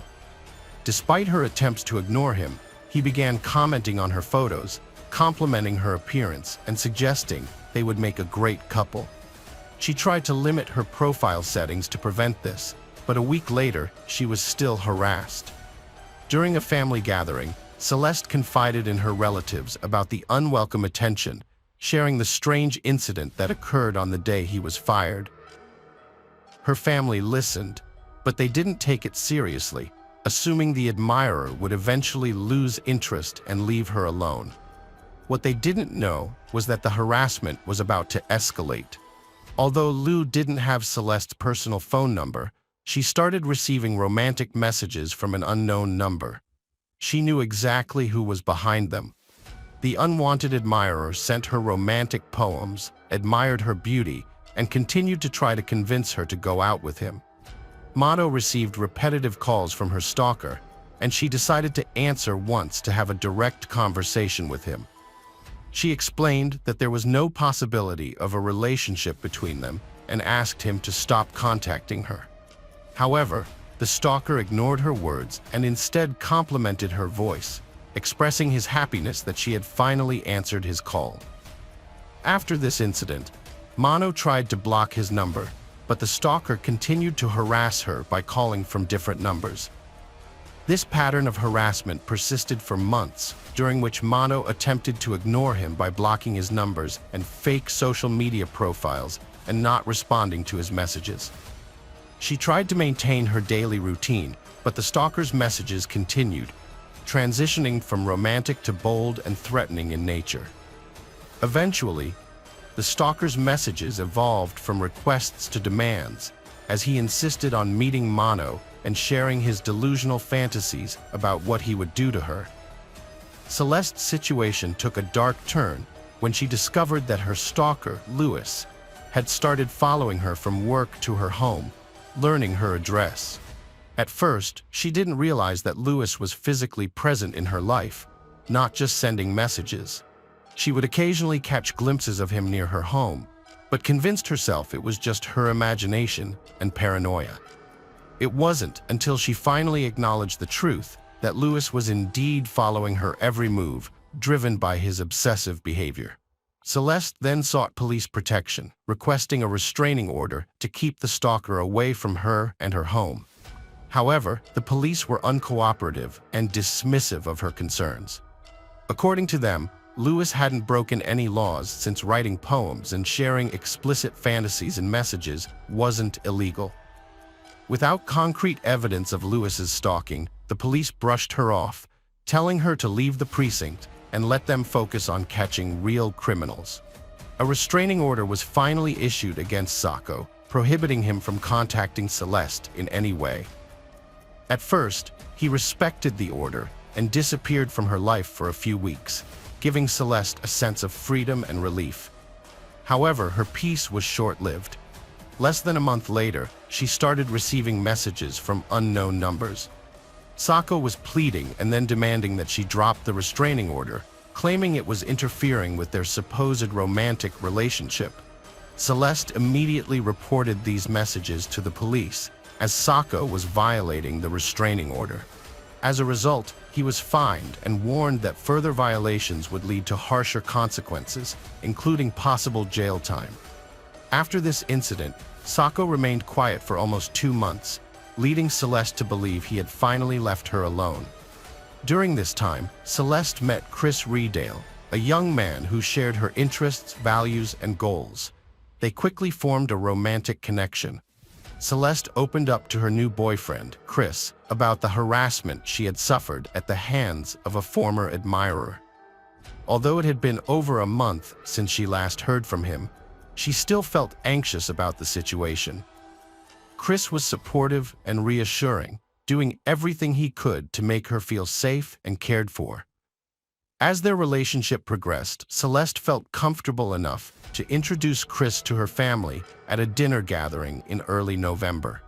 Her family welcomed him with open arms, and her mother even joked that Celeste was now in good hands. The next few weeks were peaceful, with no signs of the former admirer. Celeste was happy and carefree, spending all her free time with Chris. On November 15, 2020, the couple went on a date to a cafe where they enjoyed each other's company and decided to capture the moment by taking a selfie. The photo of the couple turned out to be very romantic, showing them sitting together, embracing and smiling happily. Celeste was so fond of this picture that she decided to use it as her social media profile picture, also wanting to share the news of her new relationship and indicate that things were getting serious. Chris also shared the photo on his page, accompanied by a heartfelt caption expressing his love for Celeste and his desire to keep her happy. However, this outing would be the couple's last. Tragedy struck on the evening of their last date. After Chris dropped Celeste off at her home, they said their goodbyes and planned to meet again the next day. Celeste spent about an hour chatting with her mother in the kitchen about her boyfriend before going to bed, as she had to wake up early for work the next morning. But on November 16, 2020, around 4 a.m., disaster struck when Eggy was awakened by the sound of breaking glass. Eggy was awoken by suspicious noises, followed by banging, screams, and commotion. At first, she thought the sounds were coming from outside, but soon realized they were inside her house. Panicked, she rushed to her daughter Celeste's room, throwing on her robe and jumping out of bed. When she opened the door, she saw someone fleeing the room through the broken window. She turned on the light to find her daughter lying in a pool of blood, covered in cuts and tiny shards of glass. Celeste struggled to breathe, her eyes wide open and staring upward. Eggy called emergency services and tried to stop the bleeding, but it was too late. By the time the police and doctors arrived, Celeste had passed away. The autopsy revealed over 20 stab wounds on her body, with a fatal blow to her heart. The police investigation concluded that the attack took less than 3 minutes, from the assailant breaking in through the window to the moment Eggy entered the room. Celeste was attacked with a large butcher's knife, and her attempts to defend herself left her arms with multiple cuts. When investigators asked her mother, Eggy, if Celeste had any enemies, she mentioned Louis Sacco, who had been stalking and harassing Celeste for over a year with frequent calls and threatening messages. Other family members, friends, and colleagues confirmed this information. At the crime scene, the attacker left behind a large number of bloody fingerprints and DNA evidence on a fence he jumped over while fleeing, which also indicated that he had injured his hand. It was crucial to detain and question Lewis immediately as the prime suspect and to verify all the evidence and witness statements. Lewis was arrested on the same day, but he initially denied any involvement, claiming that he loved Celeste and would never harm her. However, forensic results soon confirmed that the bloody fingerprints found in Celeste's room and on the fence belonged to Lewis. Additionally, law enforcement discovered that Lewis had violated a restraining order, preventing him from approaching Celeste. Furthermore, surveillance footage showed that Lewis had purchased a hammer and a large knife at a local hardware store on the evening before the attack. Lewis committed a horrific crime. He used a hammer to break into a woman's house through her window and then fatally attacked her with a knife. Lewis bought a knife and a hammer and then waited until nighttime to carry out his attack on Celeste's home. His actions seemed deliberate and premeditated, yet his behavior was also erratic, raising questions about his mental health. Notably, the 39-year-old man had never been married, still lived with his parents, had few friends, and struggled to hold down a job. Lewis was a nervous and introverted individual who struggled with social interactions. He also had a biological brother who was currently serving a long prison sentence for a crime. As a result, the court ordered a forensic psychiatric evaluation for Lewis. His attorney argued that instead of imprisonment, Lewis needed specialized treatment to address his mental health issues, which required professional attention. The victim's family was outraged by the argument that the criminal, Lewis, might avoid punishment by claiming insanity.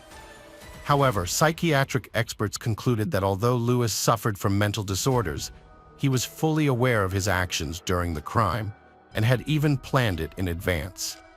As a result, Lewis was forced to stand trial, where he continued to claim that he was mentally ill and not responsible for his actions. Despite his efforts, the jury found him guilty on all counts, and he was sentenced to 36 years in prison with the possibility of parole after 30 years. The case highlighted the need for reform in Victoria's criminal laws, particularly regarding online stalking.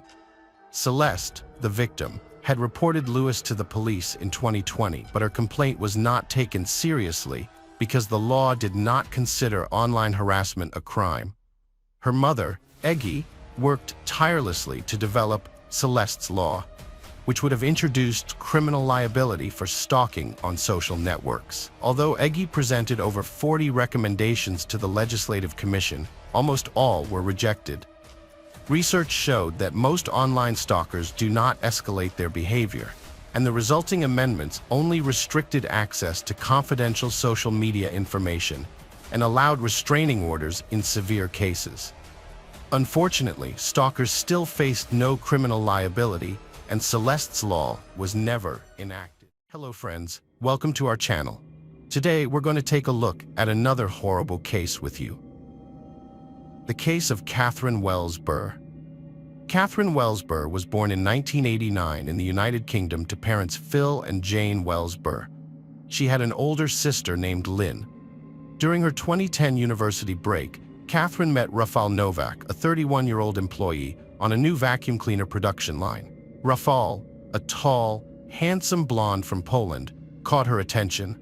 He had moved to England about 4 years earlier, leaving behind a former wife and son. Catherine and Rafal started dating, initially meeting for lunch at the production site's cafe. However, their lunches soon turned into romantic dinners. Rafal wooed Catherine with thoughtful gestures, such as giving her beautiful bouquets, taking her to movies, and going on walks together. As they grew closer, Rafal opened up to Catherine about his past life and his reasons for moving to the UK. Catherine's trusting nature led her to open up completely to the blonde man, Rafal Novak. Their relationship accelerated rapidly, and within a few months, she introduced him to her parents, who warmly welcomed him into the family and hoped for their future happiness together. As their relationship blossomed, the couple began planning their wedding, which was set to take place in 2011. After graduating with honors from Bath Spa University, Catherine secured a promising job as a business analyst at Pneumatic International, the manufacturer of Henry vacuum cleaners. She quickly excelled in her career, generating job opportunities for her parents and sister. Catherine's exceptional qualities, including her intelligence, education, and people skills, made her a remarkable leader. She was empathetic towards her colleagues, always willing to lend a helping hand, and her kind gaze and radiant smile earned her the respect and admiration of those around her. As Catherine's career soared, her substantial earnings, combined with Raphael's, enabled them to purchase a spacious home with a terrace on Willow Way. Catherine and Raphael, a young couple with successful careers, bought a house with a mortgage and secured insurance coverage through their agreement with the bank. They seemed to have everything they needed for happiness. However, their lives took a dramatic turn on September 12, 2012, a day that would be a turning point in their lives. As the investigation into their lives progressed, new and surprising facts came to light. These revelations slowly exposed the deception that had been present in their relationship from the beginning. It turned out that Raphael, 29, had fled Poland to escape significant debts, leaving behind a wife and child. He moved to the UK, where he began a relationship with Anna Lovitch in 2008. Later, he met Catherine Welsber, and for a time, he saw both women. Ultimately, he chose Catherine, seeing her as a more suitable partner for building a family and achieving financial stability. Catherine had genuine dreams of a happy marriage with the man she loved and starting a family. However, Novak, her partner, was secretly planning to murder her. He intended to use the life insurance payout and inherit their large house, which Catherine had partially paid for. On the day Catherine disappeared, Novak waited a few hours before approaching her boss, pretending to be worried and distraught. He acted convincingly, deceiving her colleagues and relatives. When Catherine could not be found at her parents' home or her own, and her car was missing, Novak fabricated a story about her receiving threatening letters from a mentally unstable admirer. Her family then contacted the police. The family gathered in the young couple's living room, waiting for Catherine's return, when they received devastating news. A burning car with a body inside had been found. Raphael described the evening before her disappearance as uneventful, saying they went for a walk, bought groceries, had dinner, and watched TV together before bedtime. Catherine seemed normal and not frightened or distressed. However, further investigation revealed that Catherine's death occurred earlier than initially thought. She was strangled around 2 a.m. while sleeping in her own bed. Her body was then placed in the car, driven a short distance from the house, and set on fire to destroy evidence. Despite this, Raphael had a solid alibi, claiming he was at work from 5:30 a.m. and Catherine was still in bed when he left. The burning car was discovered between 6 and 7 a.m., but a crucial detail emerged. Raphael was still at home at 1:30 a.m., significantly changing the direction of the case. As a result, Raphael Novak became the prime suspect in Catherine Welsber's murder. Evidence mounted against him, and he was detained for further investigation. Raphael claimed Catherine was being stalked by someone who had sent her threatening letters and driven her to hysteria. During the investigation, proof of Catherine's secret online life was uncovered, revealing accounts on adult websites and intimate exchanges with men that her loved ones knew nothing about. A letter from a secret admirer was also found, but despite attempts to hide the truth, the evidence ultimately came to light. Raphael tried to mislead the investigation, but he made a critical mistake by not destroying key evidence that linked him directly to Catherine's death. This oversight gave the prosecution a motive to pursue. Examination of Novak's phone revealed that he had ongoing communication and meetings with Anna Lovitch over the past few months. Further investigation revealed that Raphael also had a financial motive. Shortly before Catherine's death, they had taken out life insurance policies worth £123,000, with each other as the sole beneficiaries. The significant life insurance payout emerged as the primary motive behind Catherine's murder and the arson of her car, which was intended to throw off the investigation. On the day Catherine disappeared, police found a message on Anna Lovich's phone from Catherine. They also discovered that Anna and her uncle had filled a gas canister at a gas station a few days before the crime. This led them to suspect Anna and her uncle, Todd Dimitri Shin, of being involved in Catherine's disappearance and trying to cover their tracks with arson. The investigation revealed that Anna, her uncle, and a third person had planned the crime meticulously over several months. They created fake accounts on pornographic websites, uploaded doctored photos of Catherine, and fabricated conversations with men to mislead the investigation. However, when confronted with the evidence, Anna and her uncle eventually cracked and started pointing fingers at each other. Anna accused Novak of killing someone for insurance money, while Novak claimed Anna did it out of jealousy towards a rival. The true culprits crafted a deceitful narrative around an innocent young woman, Catherine. They created fake online profiles for her, suggesting she was looking for casual sexual encounters. To cover their tracks, the conspirators went to great lengths to mislead investigators. They set Catherine's body on fire and fabricated a fake history for her, portraying her as a secretive and promiscuous person with many desires. They even created the illusion of a mysterious lover who might have killed her. One of them sent a text from Catherine's phone at 5:17 a.m. on the day she died, implying she was on her way to meet this fictional person. When forensic experts investigated the car fire, they found that Catherine was wearing her favorite nightgown, not the outfit she would have worn to meet a man, as she had claimed. This discovery led them to suspect that she was attacked in her own home rather than in the car. The police also found that a pillow was missing from her bed, and the remaining pillowcase had been recently washed and hung to dry. Further investigation revealed a SIM card in Anna Lovich's trash bin that was linked to the phone number Catherine had supposedly used to send texts that morning. Additionally, detectives discovered notes written by Lovich, indicating that she was trying to come up with ideas for messages to make it seem like Catherine was communicating with a mysterious person. As the evidence against them mounted, Novak and Linovich changed their story, claiming that Catherine's death was actually the work of a hired hitman. However, just before the trial began, Lovich attempted to create a distraction by having a fellow inmate pass on a fake confession from a supposed hitman who claimed to have been paid £20,000 by Novak to kill Catherine. Rafal Novak's girlfriend Catherine was murdered, and a fictional story written by Vinovich sheds light on the gruesome details. The story claims that Catherine's body was found in the trunk of her car, and the killer, supposedly a hitman, helped Novak stage her death to look like a murder-suicide.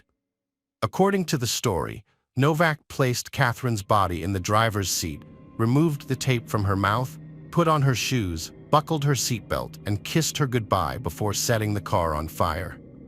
In reality, Novak played the role of a grieving boyfriend to perfection, even convincing Catherine's mother, Jane, of his innocence. He told her that Catherine was receiving threatening messages from an ex-boyfriend and that she had spoken of taking her own life. Novak's act was so convincing that Catherine's parents comforted him, unaware that he was responsible for their daughter's death.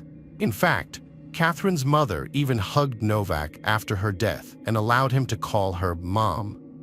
She said that after the police told her in the early days of the investigation that he was seen more as a witness than a suspect, she decided to offer him all the support possible. "I thought if Catherine loved him that much, and he was part of our family, then he deserved to come back." The lengthy trial commenced under the chairmanship of Justice Sharp. The three defendants stood to gain a significant sum of money and property from Catherine Wells-Burr's death. They had planned to receive a £123,000 life insurance payout, and take ownership of her two-bedroom home in Mangold, Somerset, valued at £137,000. During the trial, it was revealed that Rafał Nowak showed no emotional response when the police found Catherine's body in her burned-out car on September 12th. Meanwhile, Anna Lagvinovich frequently shook her head and laughed during the proceedings, implying that Nowak was responsible for the crime. However, she refused to testify in her own defense. Dmitry Sheen also chose not to take the stand. According to reports, Judge Justice Sharp delivered a scathing rebuke to the defendants, in which she characterized the murder as a terrible, merciless crime that had been cold-bloodedly committed with a gross breach of trust. Furthermore, it was reported that during sentencing, none of the three defendants displayed any emotion. Judge Sharp imposed mandatory life sentences on the three Polish nationals, with a minimum of 32 years in prison and no possibility of early release. According to Judge Sharp, the defendants had taken the life of a beautiful young woman who had everything to live for, solely for financial gain. Judge Sharp specifically rebuked Rafał Nowak, saying, "The photos of you holding Catherine's hand the evening before her death and buying groceries for what you knew was her last dinner are utterly chilling. Your emotions were directed only at yourself." Turning to Anna Lagvinovich, Judge Sharp declared, "Your behavior was deceitful, manipulative, and cruel. You played your full part in this horrendous crime." The judge addressed Dmitry, stating that the murder was driven by financial gain, with aggravating circumstances and no mitigating factors. The judge emphasized that the only sympathy should be reserved for Catherine's family, including her mother Jane, father Philip, and sister Lynn, who have suffered greatly. The judge expressed deep condolences to Catherine's parents, noting that they were deceived by Rafał Nowak's facade, unaware of his true nature, which was devoid of remorse and decency. The judge reiterated that the crime was motivated by greed, as Nowak and Catherine had no personal ties, being neither married nor having children together. In contrast, the case of Anna Lagvinovich was driven by jealousy and a desire for revenge. At the request of the parents, Judge Justice Sharp read statements from Catherine's mother and sister. Catherine's mother was overcome with emotion in the courtroom as her statement was read, describing her daughter as a caring, loving, sincere, generous, loyal, thoughtful, exceptional, and amazing young woman. "My daughter had a bright and promising future with unlimited potential." As her parents, Phil and I couldn't help but feel immense pride in the young woman she was becoming. However, our lives were forever changed by the cruel and calculated act that took Catherine's life away from us. The hatred shown to her is something that will haunt us for the rest of our lives. I'm left with the unbearable pain of never having had the chance to say goodbye, to tell her how much I love her, or to hear her say, "I love you, Mommy," one last time.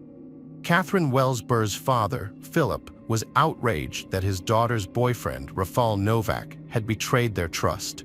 Nowak had been living with them and was like a son, but he was accused of murdering Catherine.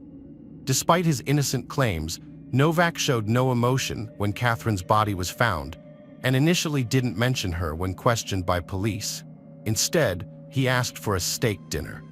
Catherine's mother, Jane Wells-Burr, testified that she had concerns about Nowak when he and Catherine bought a house together and took out a life insurance policy. She believed Catherine's life was in danger and that she had signed her own death warrant by signing the mortgage. In the end, the jury found Nowak guilty of murdering Catherine by suffocating her with a pillow while she slept. He had planned the murder with his secret lover, Anna Lagvinovich, and her uncle, Tavush Dmitry Shine, to claim a life insurance payout of £123,000 and a share of the house. Vinovich and Sheen helped dispose of the body by transporting it in Vinovich's car to a remote location where they set it on fire. Meanwhile, Nowak had already started his workday, providing himself with an alibi. The three Polish nationals were found guilty of the crime by the Royal Court of Bristol. The events leading up to the murder involved secret meetings and phone calls between Nowak and Vinovich, who were unaware that Catherine was involved in a love triangle. To mislead detectives, they created fake online profiles for Catherine on adult websites and sent her messages from a supposed mysterious admirer. Catherine's parents have called for stricter immigration controls following her death. They believe that if the UK had immigration rules as strict as those in the US, Novak, who was convicted of assaulting his wife in Poland, would not have been allowed into the country. The couple blames the European Union for the current lax entry measures for foreign nationals. Jane Wells Burr emphasized that people entering the UK are not properly vetted, pointing out that they were unaware of Novak's previous assault charge in Poland. Catherine's family members broke down in tears as the sentence was handed down in court, while the three convicted perpetrators remained emotionless. The trio received life sentences with no possibility of parole. In essence, the three immigrants from Poland had exchanged their aspirations for a successful and wealthy life for a lifetime of imprisonment due to their own actions. Following the verdict, Catherine's mother delivered a heartfelt tribute to her daughter, describing her as a beautiful girl, absolutely beautiful. She recalled her daughter's accomplishments and remembered her as determined, hardworking, and full of potential for a happy life. Hello friends, welcome to our channel. Today we're going to take a look at another horrible case with you. The case of Diana Maria Kerr Lopez Pinel. Diana Maria Kerr Lopez Pinel, born on August 12, 1998 in Madrid, came from a wealthy and close-knit family. Her parents, Diana Cristina Lopez Pinel and Juan Carlos, had a sister named Valeria. However, their family life was disrupted in 2013 when her parents divorced, leading to depression and competition between the sisters for their mother's attention. Despite the divorce, their father remained involved in their lives and would visit them regularly during vacations. Diana, her mother, and sister often spent their summers in the small coastal town of Poder do Carmo, which had a population of around 10,000. In the summer of 2016, they returned to their favorite vacation spot, Alba do Carmo, to enjoy the peace and beauty of the area. On the evening of August 21st, Diana told her mother that she was going to meet her friends at Valinclan Park to celebrate the Feast of the Virgin Carmen. It seemed like it would be just another typical summer evening. Diana regularly walked in Valinclan Park, which was close to her family's cottage. Her mother saw no problem with this and let her go there again. That evening, Diana had a good time with her friends, unaware that it would be their last encounter. After saying goodbye to her friends, she met Paso Diana Ariel, an acquaintance, near a pizzeria she often visited. They parted ways around 2:30 a.m., making Paso Diana Ariel the last person to see Diana that night. The morning of August 22, 2016, was a nightmare for Diana's mother, Maria Kerr Lopez Pinel. When Diana didn't return from a party, her mother became alarmed. The girl's phone was off or out of range, and her prolonged absence was unusual. Based on the information Diana's mother provided, it seemed that Diana didn't have any significant emotional or mental health issues, despite experiencing her parents' divorce. Maria immediately reported her daughter missing to the police at 8:30 a.m. Police investigated the mysterious disappearance of Diana Maria Kerr Lopez Pinel. Diana, also known as Diana, vanished without a trace, leaving behind only cryptic clues. The last messages she sent were to a friend in Madrid via WhatsApp, in which she described being stalked by a stranger who would shout strange phrases, frightening her. These messages were her final contact with the outside world.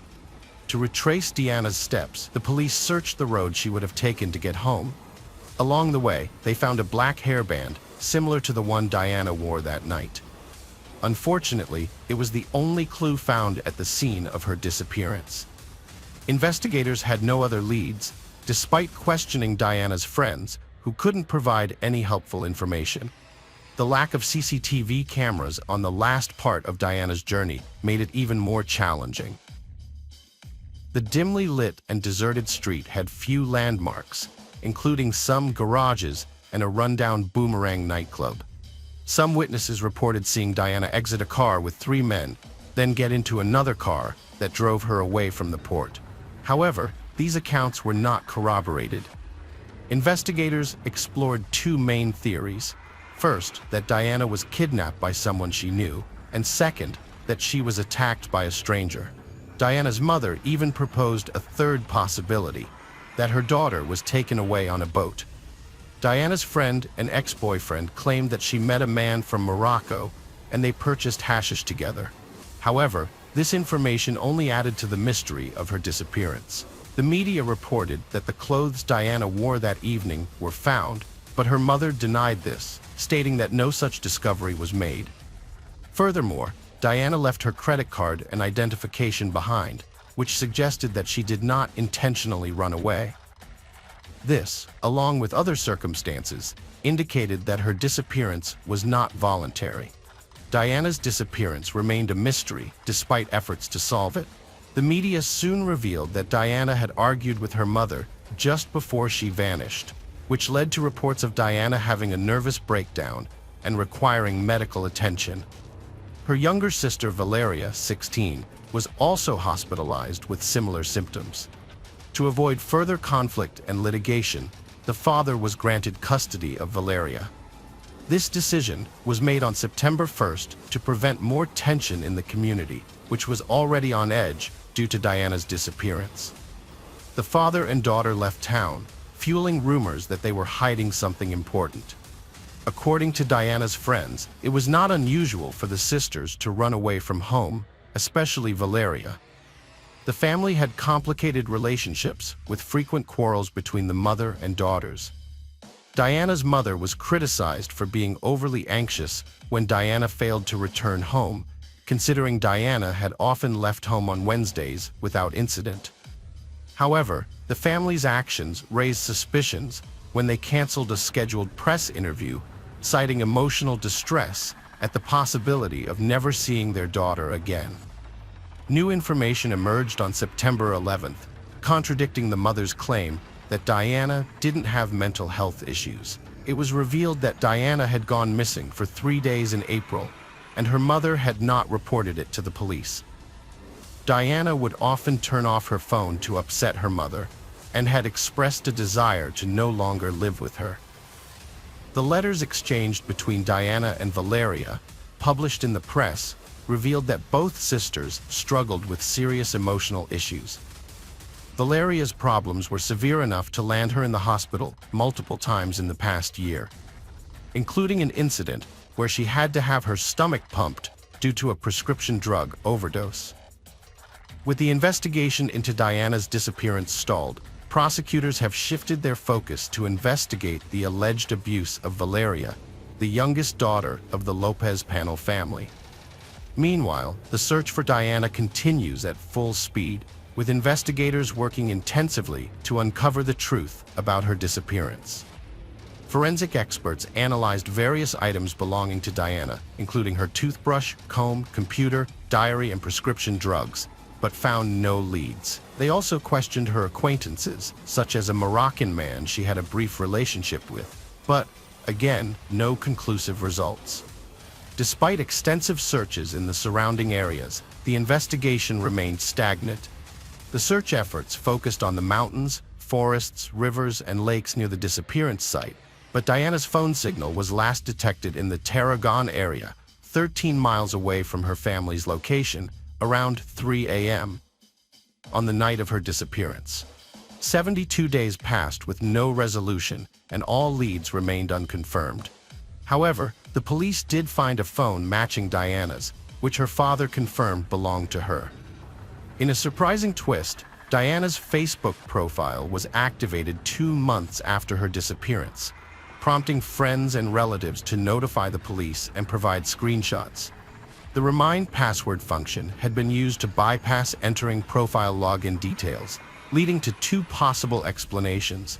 Diana might have forgotten her password, or an attacker was attempting to access her profile. Unfortunately, Diana's phone, which could have held crucial clues, failed to provide any insights into her mysterious disappearance.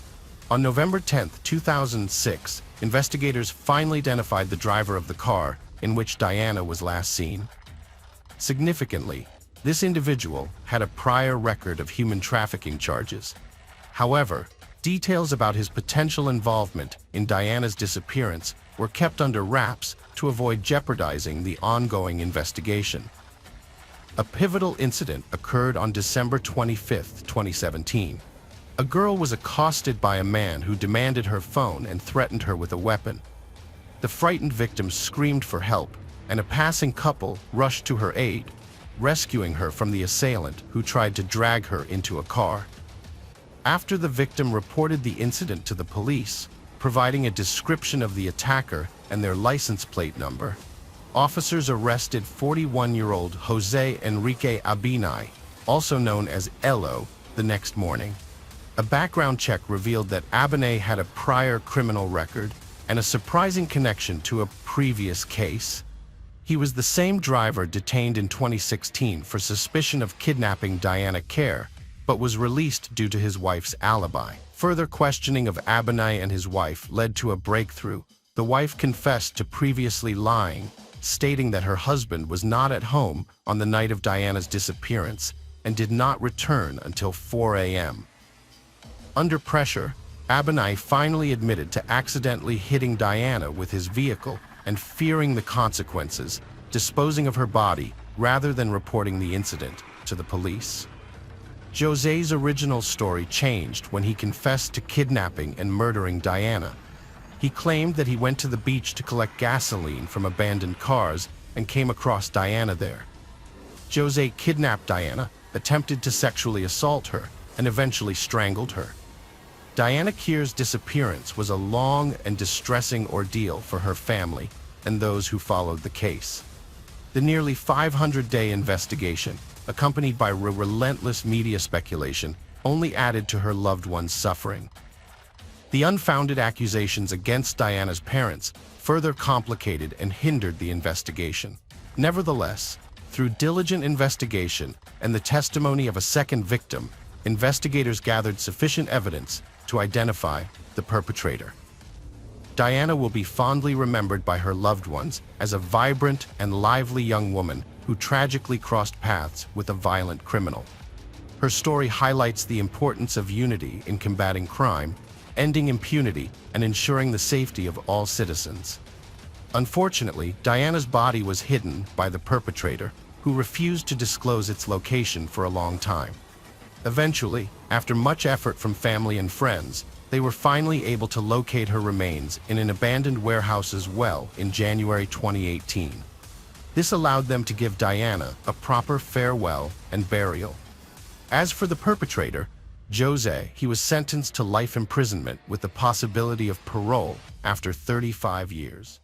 Hello friends, welcome to our channel. Today we're going to take a look at another horrible case with you. The case of John Thomas McGuire.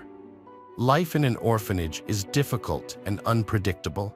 You have no personal space, no control over your time, and if you're not able to stand up for yourself, you're likely to be bullied by the older kids.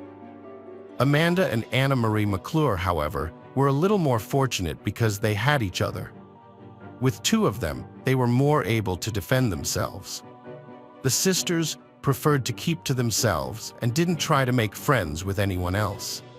They were hopeful that their stay in the orphanage would be short-lived. They believed that their mother would soon find out that their father, Larry McClure, was in prison and that she would come to take them away. It was impossible to keep their father's imprisonment a secret. The news was all over TV and in the newspapers for a long time. As time passed, days turned into weeks and weeks turned into months. Unfortunately, it became clear that they might not be returning home anytime soon. One day, the sisters intervened to protect a new girl, Meredith, from being bullied.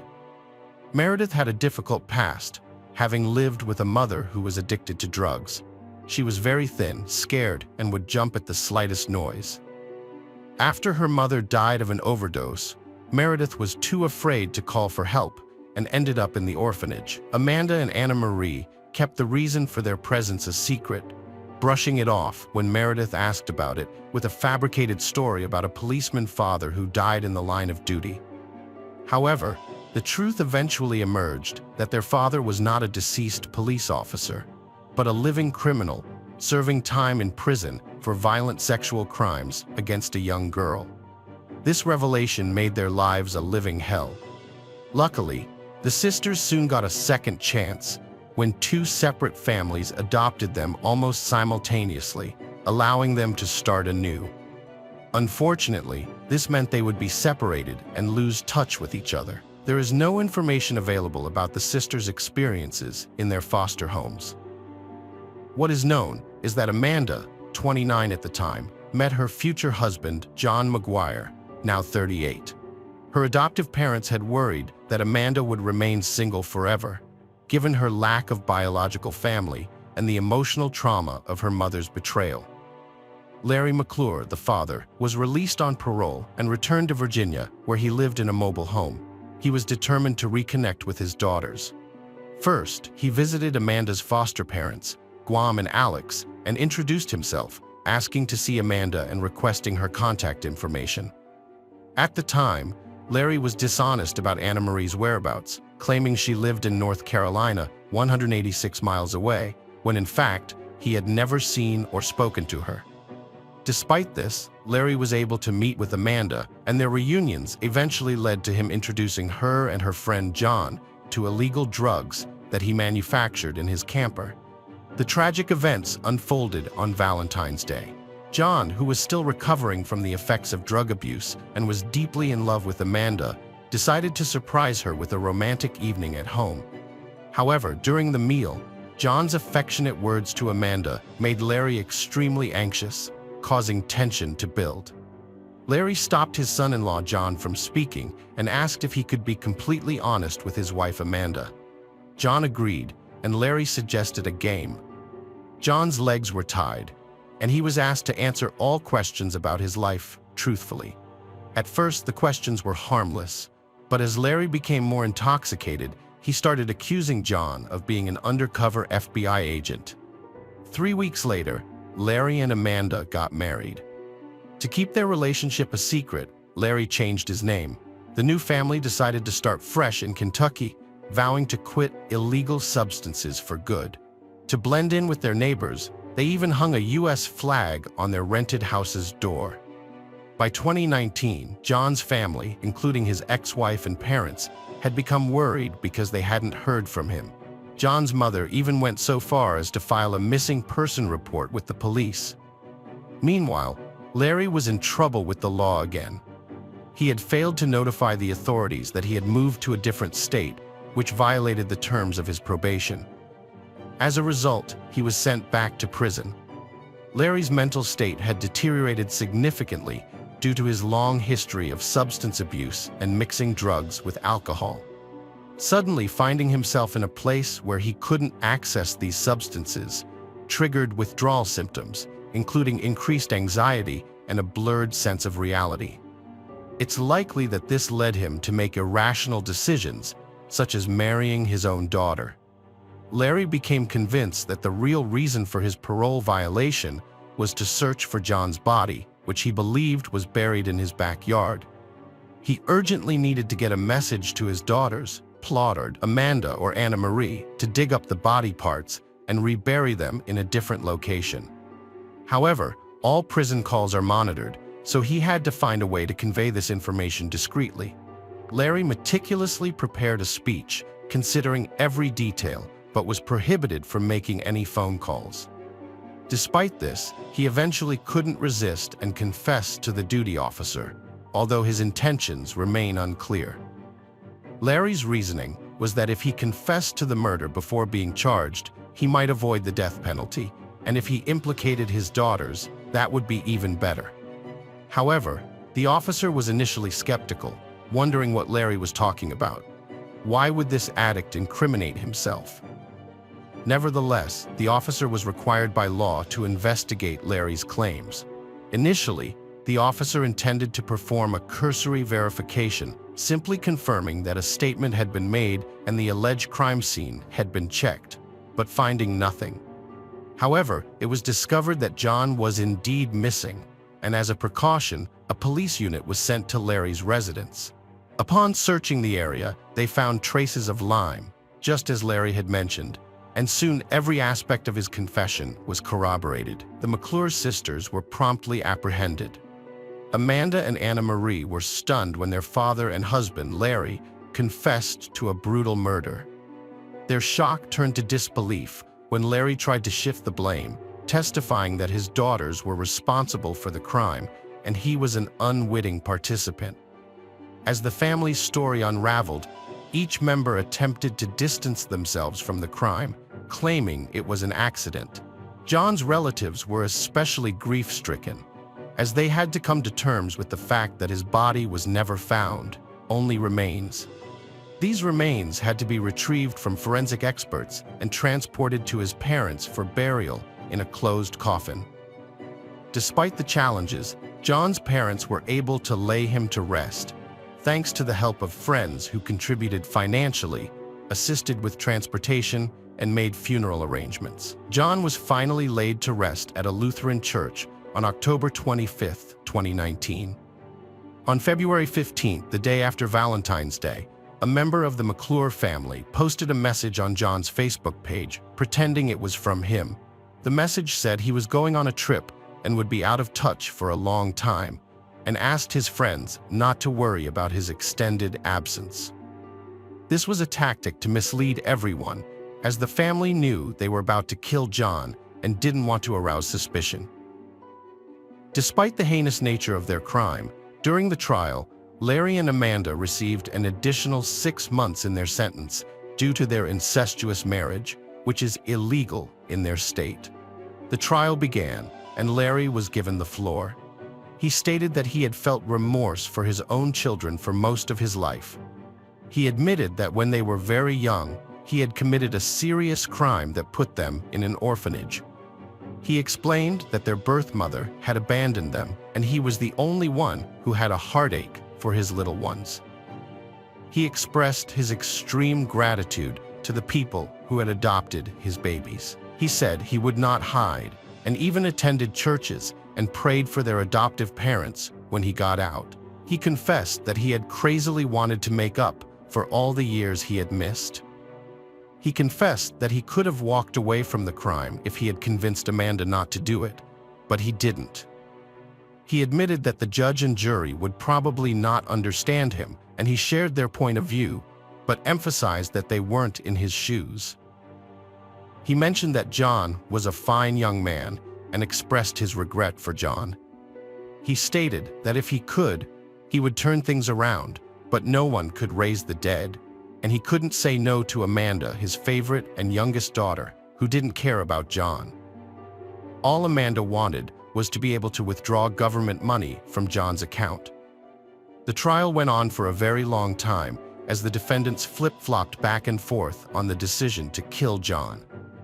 Amanda, who could not tolerate such a long trial, even made a deal with the investigators where she was promised to be charged with involuntary manslaughter at the next trial.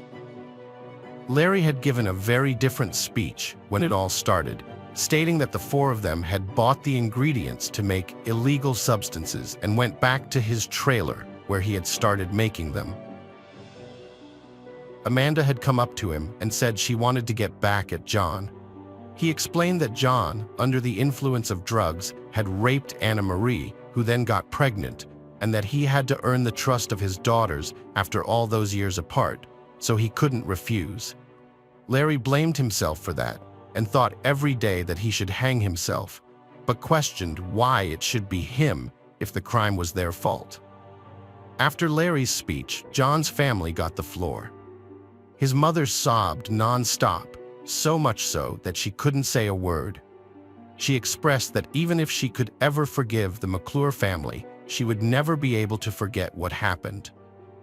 She also conveyed that she wished she could live to see the day when one of them died before her. John's children were given a chance to speak, and they vehemently cursed the killers, declaring that they would never forgive them. The judge then delivered the final verdict, sentencing Larry McClure to life in prison without parole. When Amanda's punishment was announced, her adoptive parents were filled with regret, revealing to her that her biological father had been searching for her. They had raised her to have freedom of choice, but unaware that this freedom could have such severe consequences on her future. Amanda, however, shifted the blame to her biological father, claiming that his jealousy had driven her to commit the crime. Her adoptive parents pleaded with the judge to consider the negative influence of her biological father, arguing that their adopted daughter would not have committed such a brutal crime without it. Nevertheless, the prosecutors viewed the murder as a premeditated conspiracy, orchestrated so that Amanda and Larry could be together as a couple. The first hearing focused on Amanda, who received a 40-year sentence. However, the judge predicted she would likely serve only 20 years. During Anna Marie's hearing, she attempted to demonstrate her opposition to John's murder, but felt coerced by her father and sister to see it through. She only attended Larry and Amanda's wedding out of fear for her own future. Ultimately, Anna Marie was sentenced to 40 years in prison. Hello friends, welcome to our channel. Today we're going to take a look at another horrible case with you, the case of Cassandra Cantrell. Cassandra and her twin brother Rob shared a unique bond, fueled by their love of scary stories. As kids, they'd spend hours in a darkened room, taking turns telling each other spine-tingling tales. Rob fancied himself a master storyteller, but Cassandra would always scream at the end of each story, teasing him about not being scary enough. They'd also watch Scooby-Doo together, debating which characters might be ghosts or vampires in disguise. Cassandra's instincts often proved correct, leaving Rob on edge. Their mother, Mary Smith, encouraged their love of reading by buying them books by Robert Wall. What started as a childhood hobby evolved into a lifelong passion for horror. As adults, they even collected villain figurines and considered opening a horror-themed store. An interest in horror movies brought Cassandra to the set in 2004. She got a cameo in a scary movie that, although it didn't become popular, still caused a storm of envy and led Rob to start asking his sister to make a deal for him. He asked her if she had made some acquaintances there and said he was ready to play anyone. He urged her to talk, adding that he was pretty close with the head of the cast and maybe something would come out of it, but he made no promises. Cassandra replied that she had gotten the part by accident herself. Rob was very happy, but despite his enthusiasm, he was not able to play, even in an episodic role. The lead actor in the movie was Colin Dudley, and on set, he and the debutante actress felt an undeniable chemistry. However, neither of them dared to take the first step. That was until they attended a corporate Halloween party together. Cassandra dressed up as Velma from Scooby-Doo, while Colin went as Alex from A Clockwork Orange. The costume held a deeper significance for Colin than just a simple character. It seemed to resonate with him on a deeper level. He had been walking with a glass of milk all evening, looking at everyone with a glare, just as his character had done in the movie. He had also quoted a lot from the book. For example, he had looked at Cassandra with delight and had said that beauty invariably caused his only desire to destroy it, for it did not fit at all into their ugly world. Cassandra had thought it was a compliment, and they had soon started dating, but their relationship had not lasted long, only a couple of months. Colin had found another actress, Rebecca, and had started dating her, and later on, the couple had started living together. On August 25, 2020, Cassandra Cantrell vanished without warning. She drove away from home in an unknown direction and failed to respond to phone calls. When her mother, Mary Smith, reported her disappearance to the police, they were initially reluctant to take action, suggesting that Cassandra might simply be out with friends and would turn up soon. But Mary was convinced that something was seriously wrong and pressed the police to investigate. It took 2 days for them to begin searching for Cassandra, and on the third day, they found her car parked under a bridge in a notorious neighborhood known for its high crime rate and homeless population. The car was unlocked and the keys were still inside. The discovery raised more questions than answers. Why was Cassandra in this dangerous area, known for its frequent violent crimes and drug-related deaths?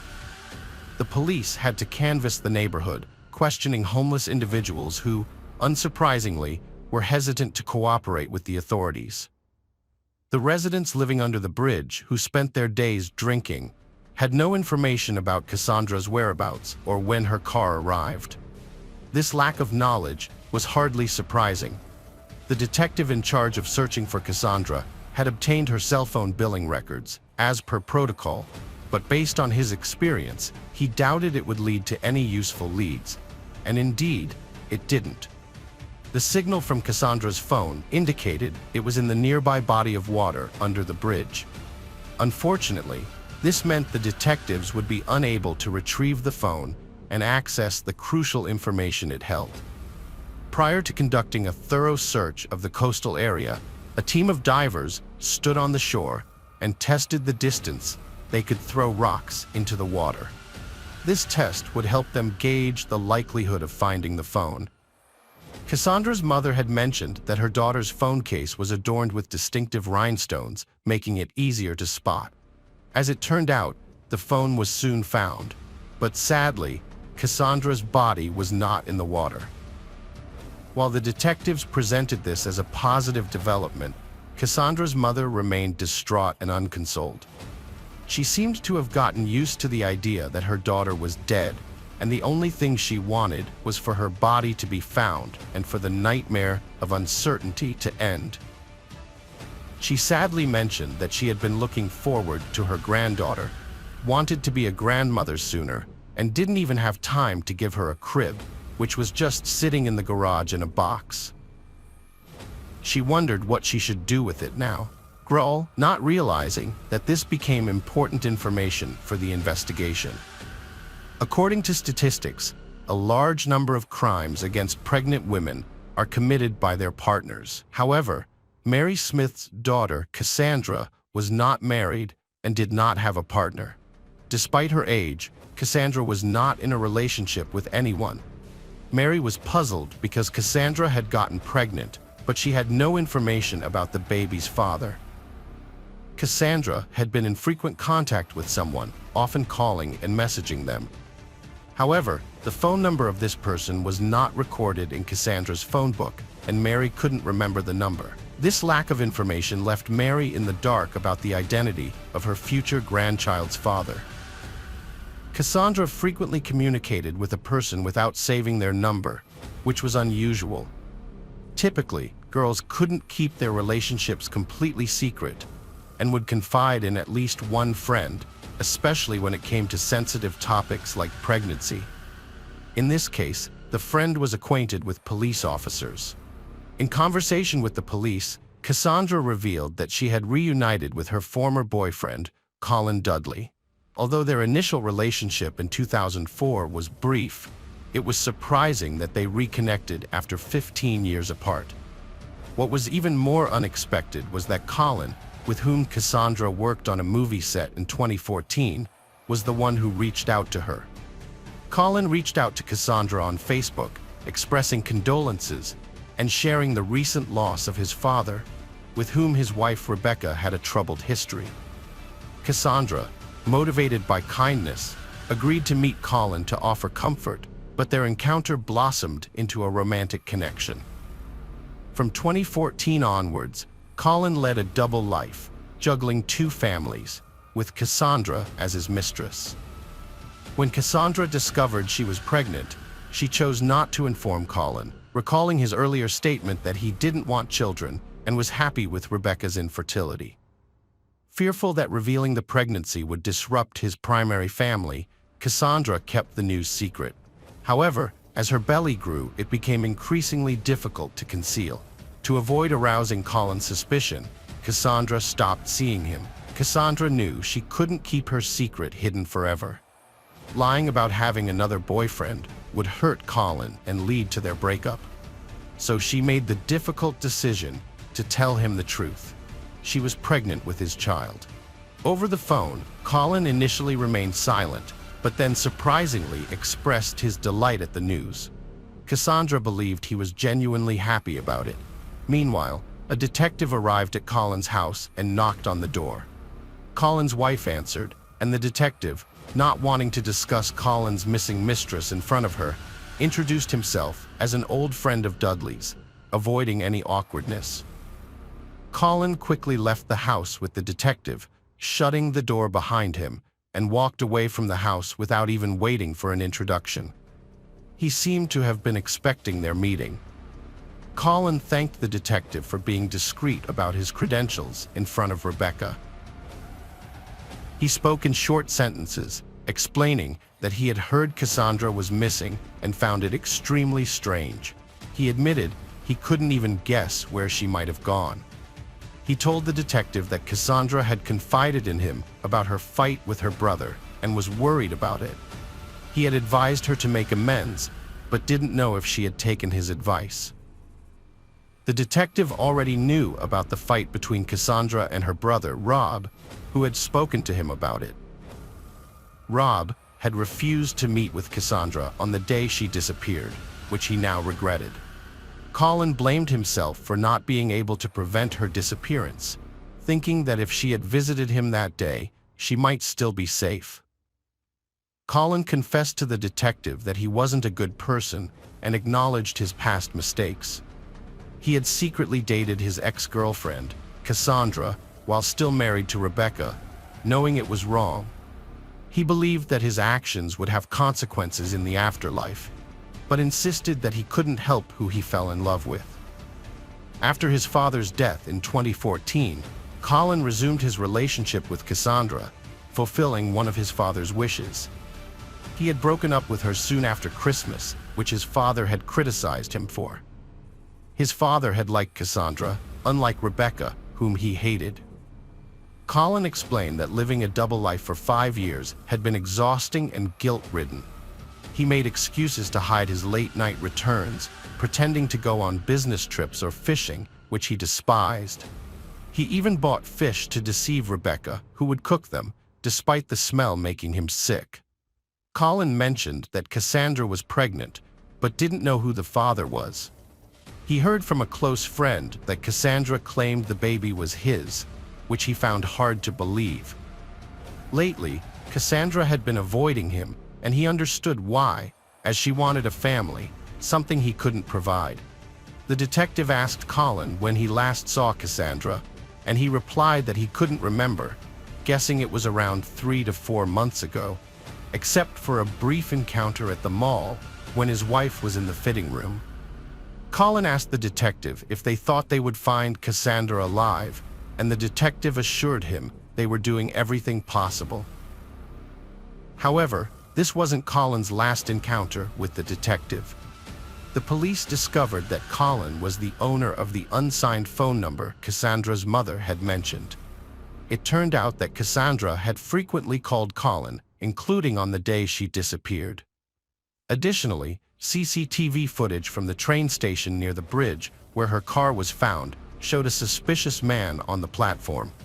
The suspect wore a disguise, covering his face and head, making it impossible to identify him. However, the detective noticed that the man's gait and hat were eerily similar to those of Colin Dudley and Alex from A Clockwork Orange. The detectives followed the suspect through CCTV cameras, watching as he entered a cafe, left, and drove away in a car with a license plate registered to Colin Dudley. Armed with a search warrant, the police searched Colin's house, hoping to find Cassandra alive in the basement. Initially, they found no evidence of a crime, but they did discover the hat Colin had worn as a disguise. In the basement, a service dog trained to detect blood scents began barking, suggesting something was amiss. Colin claimed innocence, stating that the police were trying to frame him due to a lack of evidence and suspects. His wife was shocked and upset, but when asked if she thought her husband was capable of murder, she hesitated before saying no. Despite the circumstantial evidence, there wasn't enough to imprison Colin, frustrating Rob and Mary Smith and leaving the detective feeling helpless. Colin was questioned again, and he provided an alibi, stating that he had visited a hardware store on the morning of August 25th to buy cleaning supplies and trash bags. However, The large trash bags raised suspicions. The police also discovered a deleted text message from Cassandra stating that she was approaching Colin's house. Additionally, phone records showed that the couple hadn't left the house for hours that morning.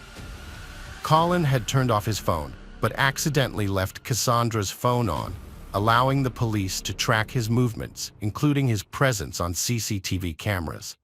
After the murder, Colin went to a cafe to clean up, then drove to the pond where he had thrown away Cassandra's phone, which the police had tracked to its last signal. Now, the police needed to find Cassandra's body. To retrace Colin's route, the police took a GPS tracker from his car, which showed that it had followed the same path as Cassandra's phone. The next day, the police followed Colin's path through the woods and found a large trash can tied with ropes in a ravine. The area around it was covered in blood, and it was clear what was inside. After a month, identifying the body was difficult, but the police were able to do so thanks to a tattoo described in the missing persons report.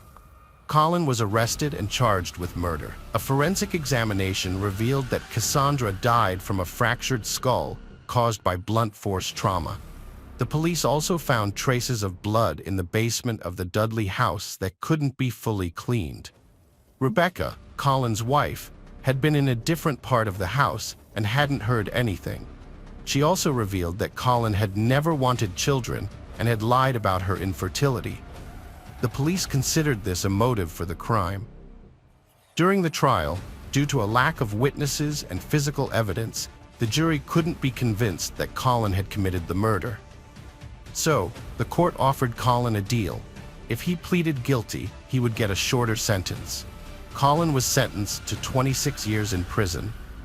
Cassandra's mother and brother were devastated, feeling guilty that they hadn't met with Cassandra before her death, and that the killer would likely be released one day. Hello friends, welcome to our channel. Today we're going to take a look at another horrible case with you, the case of Aysel Nogoybayeva. Aysel Nogoybayeva was born in 1986 in Tokmak, Kyrgyzstan. After finishing school, she took hairdressing courses and moved to Bishkek to work in a salon. There, she met Azamat Estebesov, who came to her salon for a haircut. They hit it off, and he invited her out for coffee.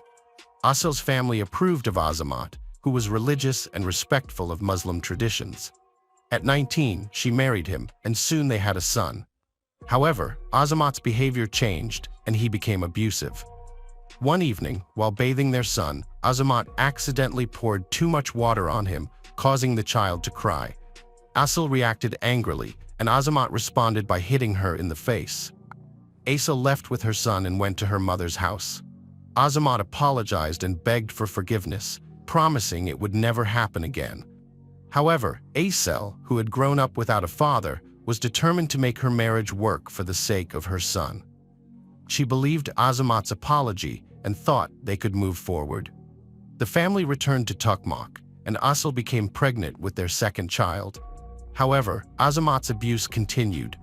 One day, while Aysel was walking with her son, she ran into some classmates, and after the walk, Azamat struck her again. Aysel suffered a devastating blow from her husband Azamat, which caused her to fall and miscarry. This incident triggered a pattern of abuse, with Azamat constantly looking for excuses to beat her. Despite his once kind and attentive nature, Azamat's gaze was now filled with anger and hatred. Aysel felt trapped, living under Azamat's total control, and her only solace was her children. Her mother, aware of the situation, eventually took Aysel in, but Azamat continued to harass her, begging for forgiveness and promising to change. However, he would return to his abusive ways, and Aysel would be forced to endure it. Aysel went to the police multiple times, but domestic violence is not punishable by law in Kyrgyzstan, and Azamat would only receive short sentences. The abuse continued for 6 years, with Azamat threatening to kill Aysel and her family if she ever filed for divorce. Aysel's family finally helped her escape to Italy, where she worked multiple jobs to save money and become financially independent. After 3.5 years, she had enough to buy an apartment and start a business. Although she was relieved to be free from Azamat's abuse, She missed her children and worried about their well-being. When Aysel returned to Kyrgyzstan, she was shocked to find her children living in squalid conditions, neglected and uneducated. Azamat had raised them according to traditional Turkic values, forcing them to attend a madrasa instead of school. Aysel took her children back, but Azamat continued to harass her, eventually cornering her and raping her in a dark alley. Aysel reported the incident to the police, and Azamat was detained. However, his family intervened, pressuring Aysel to withdraw her complaint. According to Kyrgyz tradition, it is shameful for she to report her husband's abuse, and Azamat's relatives convinced Aysel to retract her statement in exchange for Azamat's relinquishment of parental rights. Aysel's ex-husband, Azamat, remained her official father despite his abuse. In fact, the Sakalu District Court dismissed a case against him due to a counter-application and reconciliation. However, after his release, Azamat began harassing and threatening Aysel, sending her daily messages saying he would kill her if he caught her.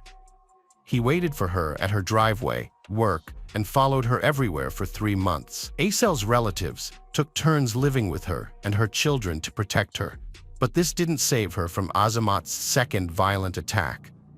On January 31, 2023, Aysel reported to the police again that Azamat had used force against her, and a criminal case was opened. The suspect was detained, but instead of a 5-year imprisonment, he was given 3 years of probation due to his elderly mother's disability and his 2 children. Aysel was devastated and felt driven into a corner with no escape. She didn't believe anyone and didn't listen to Azamat's relatives. Instead, she hired a lawyer and filed an appeal with the CH Regional Court, providing all the threatening messages and voice recordings. However, a series of events constantly postponed the hearing, bringing closer the worst day of Aysel's life. Azamat continued to walk freely and make attempts on her life, even sending her a photo of a black backpack with a knife and rope, saying he was ready to meet her. On September 20, 2023, Aysel woke up her children, had breakfast with them, and accompanied her eldest son to school.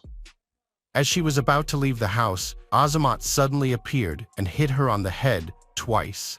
He then grabbed her throat and started strangling her, causing her to lose consciousness.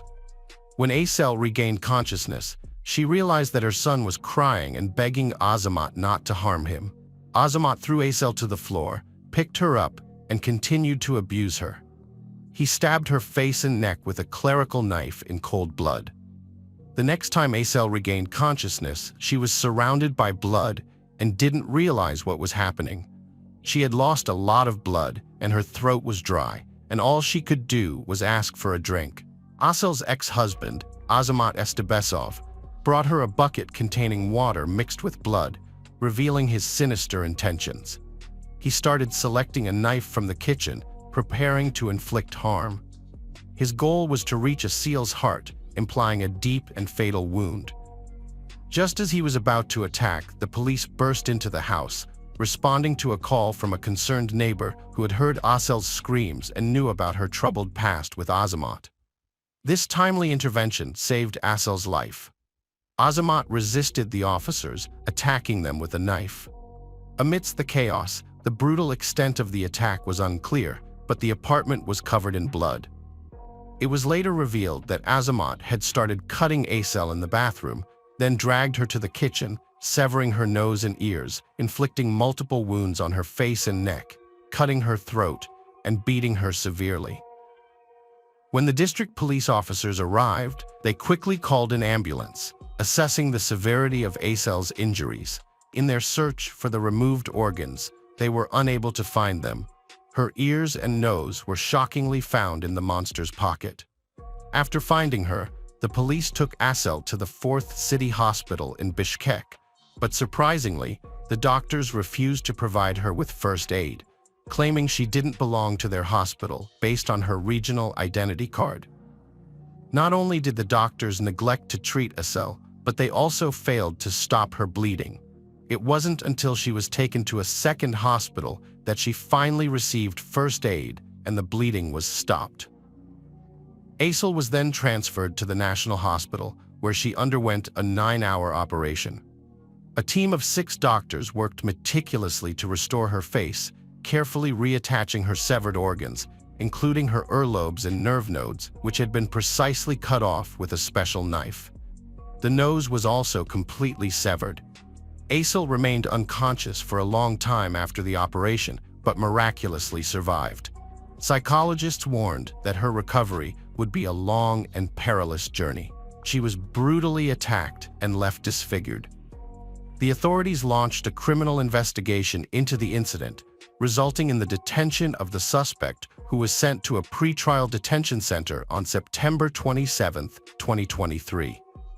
The suspect, Azamat Estebasov, was initially sentenced to a lesser punishment, but thanks to a presidential decree, his sentence was increased to 8 years of imprisonment. The presidential decree also led to the dismissal of 9 judges, including Kelbek Toto Mamatov from the Soik District Court of the CH region, who had previously released Estebasov under probation supervision. The judges were dismissed due to violations of the Code of Conduct for Judges. The authorities then reopened all previous cases involving Estebasov, with 6 investigators re-examining the evidence. As a result, they found new evidence and brought new charges against him, with a total of 11 articles in the updated indictment. Azamat Estebasov's trial concluded on January 26, 2024, after investigative activities ended in December 2023. Estebasov denied all 11 charges against him and refused to answer the judge's questions, sometimes claiming demonic possession. He also behaved aggressively towards witnesses, leading to a trial postponement.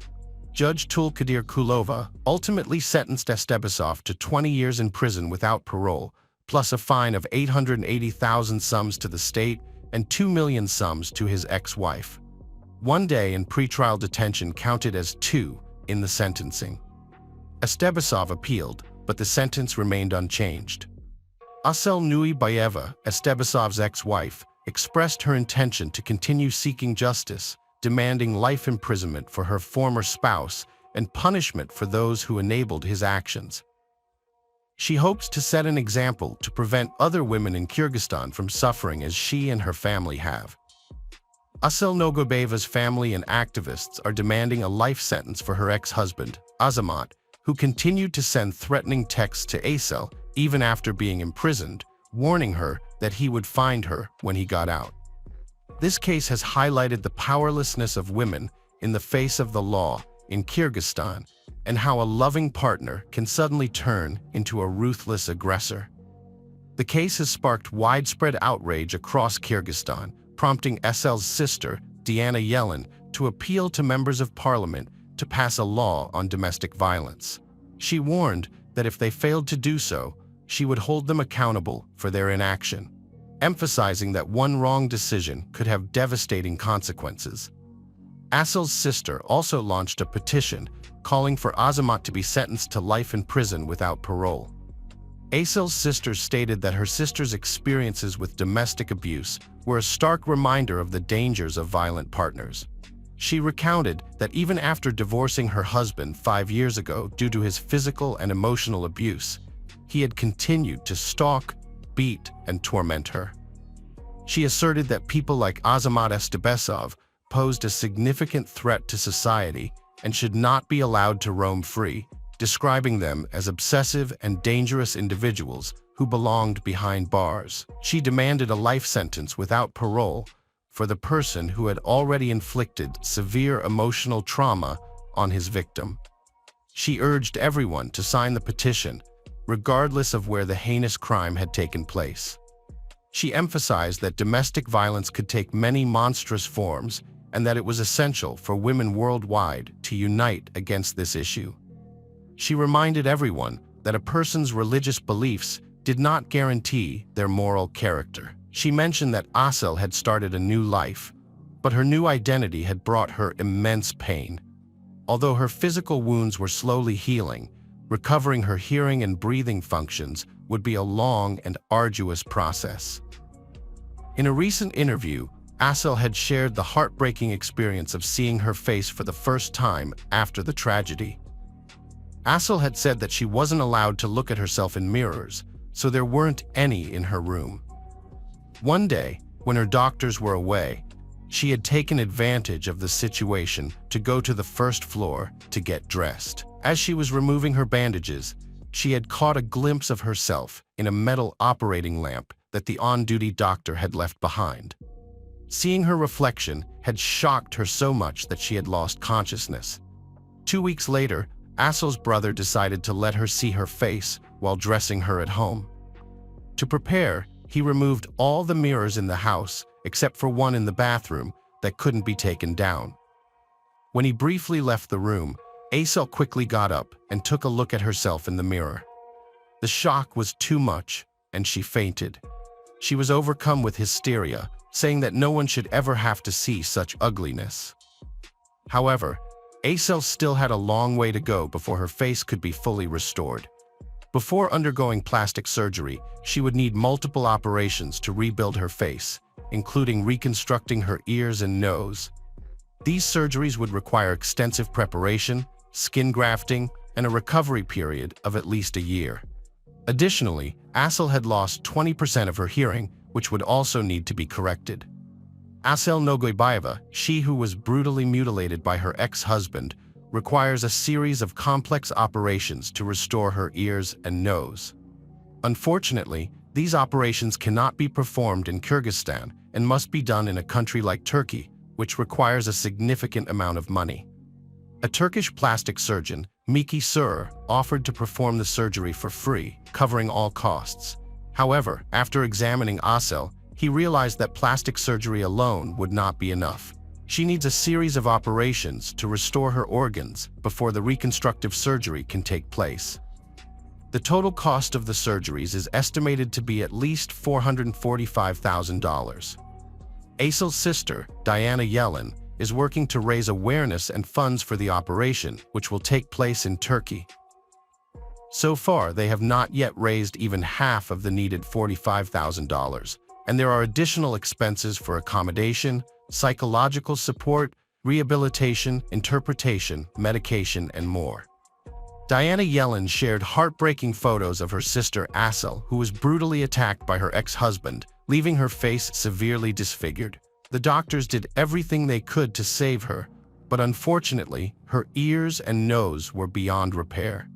Diana is outraged and frustrated with the judiciary of Kyrgyzstan, who allowed her sister's attacker to walk free on probation just a year ago. She believes that if the judge had made a stricter decision, Asel's ordeal could have been prevented. To raise awareness about domestic violence against women, Diana is organizing fundraising events to help her sister's recovery and rehabilitation. Asel, who has endured 12 years of abuse, dreams of opening a foundation to support women who have suffered similar traumas. Diana wants to spread a powerful message to women everywhere. Never tolerate abuse and do not expect your abuser to change. Instead, run away and never look back. The true ugliness lies not in Asel's disfigured face, but in the heart of her ex-husband, who committed this heinous act. Diana warns that if they cannot raise sufficient funds to support Asel's recovery, she will be forced to share her sister's graphic photos to shame the authorities into taking action. She appeals to every judge, policeman, and deputy to take a close look at Asel's face and remember the consequences of their inaction. Hello friends, welcome to our channel. Today we're going to take a look at another horrible case with you, the case of Amato family. Margaret and Chad Robert Amato got married in the mid-1900s. At the time, Margaret had a 3-year-old son named Jason from a previous marriage. Chad was not deterred by this and was willing to raise Jason as his own. They had 2 more sons, Grant and Cody. Grant was very shy and found it difficult to make friends, so he relied on his brothers for companionship. As he grew up, Grant remained modest and introverted, still struggling to connect with his peers. After their eldest brother Jason left home, Grant became especially close to Cody. The 2 brothers pursued medical degrees together and eventually became anesthesiologists. However, Grant often made mistakes and needed Cody to double-check his work. In August 2018, Cody took a break from work and decided to travel the world for a change of scenery. He dreamed of visiting Japan and invited Grant and their best friend, Jeremy, to join him on the journey. Grant became fixated on a mysterious webcam model named Sylvie, aka Sylvia Vanessa Lavova from Bulgaria, after meeting her on a website where he paid for private online interactions with various women. He began to believe that Sylvie genuinely cared for him and that they could have a real relationship. To ensure her loyalty, Grant spent thousands of dollars daily and showered her with expensive gifts such as lingerie and jewelry, which she would wear during their video calls. Desperate to impress Sylvie, Grant fabricated stories and lost touch with reality. He lied about living alone in a large house, owning a successful business, and having the ability to lavish her with money. To back up his claims, Grant sent her large sums of money, starting with a few thousand, then $10,000, and eventually $100,000 as a birthday gift. Grant's excessive spending from his parents' accounts eventually caught their attention. At first, he claimed it was for his online project, but Chad and Margaret soon realized he was lying. This led to a major family argument, with his father demanding he leave the house immediately. However, his mother and Cody intervened on his behalf. The family recognized that Grant was struggling with severe internet addiction, yet they were shocked to discover that he had spent nearly $200,000 from their accounts. A search of his room revealed vials of potent substances, which Grant claimed he used to cope with the emotional strain. His parents decided to cut off his access to their accounts and planned to send him to a rehabilitation clinic for treatment of his drug and internet addictions. Feeling desperate, Grant threatened to end his life. He stormed out of the house, got into his car, and sped away. It was later discovered that Grant had driven to his aunt and uncle's house, damaging their fence and garage wall in the process. His relatives, aware of the turmoil within the Amato family, took pity on him and offered him a place to stay until things calmed down. Grant's parents asked him to stop seeing Sylvie, but he didn't listen. Instead, he stole thousands of dollars from his kind relatives to pay for his interactions with her. When his aunt found out, she told his parents, who promised to handle the situation and get the stolen money back if she didn't call the police. Chad, Grant's father, went to the relative's house and took Grant, who desperately needed help. Chad, along with Margaret and Cody, realized that talking to Grant wasn't working and that if he left home, he would likely steal again. So, they gave him an ultimatum. Either he would go to a rehab clinic to get treatment for his addiction, or he would face jail time for theft. Grant reluctantly agreed to enter the clinic, where he would spend 2 months away from temptations. Grant was admitted to a medical institution in December 2018 to receive treatment for his drug and internet addictions. While he was in treatment, his parents accessed his computer and were shocked to discover that he had been spending thousands of dollars a day from their family accounts on a woman named Sylvie. They found intimate online interactions between Grant and Sylvie, which Grant had recorded and repeatedly watched. Grant's parents decided to contact Sylvie and inform her that the man who had been showering her with gifts and money was not a successful businessman, but rather an unemployed addict who had stolen the funds from his family. They warned Sylvie that Grant could face criminal charges for his actions. However, Sylvie was unmoved, viewing her interactions with Grant as simply a job and refusing to return the stolen money. On January 5, 2019, Grant suddenly returned home from treatment, having completed less than a quarter of the rehabilitation program. He had fled the clinic, where he had shown complete non-compliance with the program. Grant tearfully promised to turn his life around and get a job, but threatened to end his life if his parents forced him to return to the rehab center. His parents agreed to let him stay home, but only under strict conditions. Grant was on a tight leash, no computer use, a strict daily routine, and close monitoring of his earnings. To help him get back on track, he was given a part-time job at a local grocery warehouse, which he held for about 3 weeks. Grant appeared to be cooperative, leading his parents to believe he had overcome his addictions and matured. However, on Thursday, January 24, 2019, Grant convinced his mother to let him use the laptop for a short time to check his email and post his resume online, hoping to find a better job than his current warehouse position. Margaret trusted her son and allowed him to use the laptop, a decision that would prove to be a critical mistake. As soon as Grant got online, he tried to contact Sylvie, but he discovered that his parents had already exposed the truth about him to her. Feeling betrayed, Grant believed his parents had humiliated him in front of the only woman he loved, and he sought revenge. Grant's anger turned deadly when he remembered the guns his family kept at home. While his father had locked the main collection in a safe, Grant knew about another loaded gun kept in his parents' bedroom.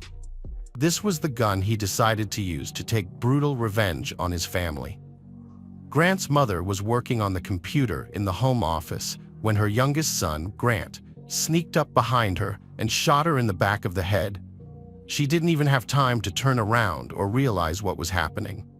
Next, Grant waited for his father to come home from work. As soon as he walked into the kitchen, Grant shot him twice in the chest.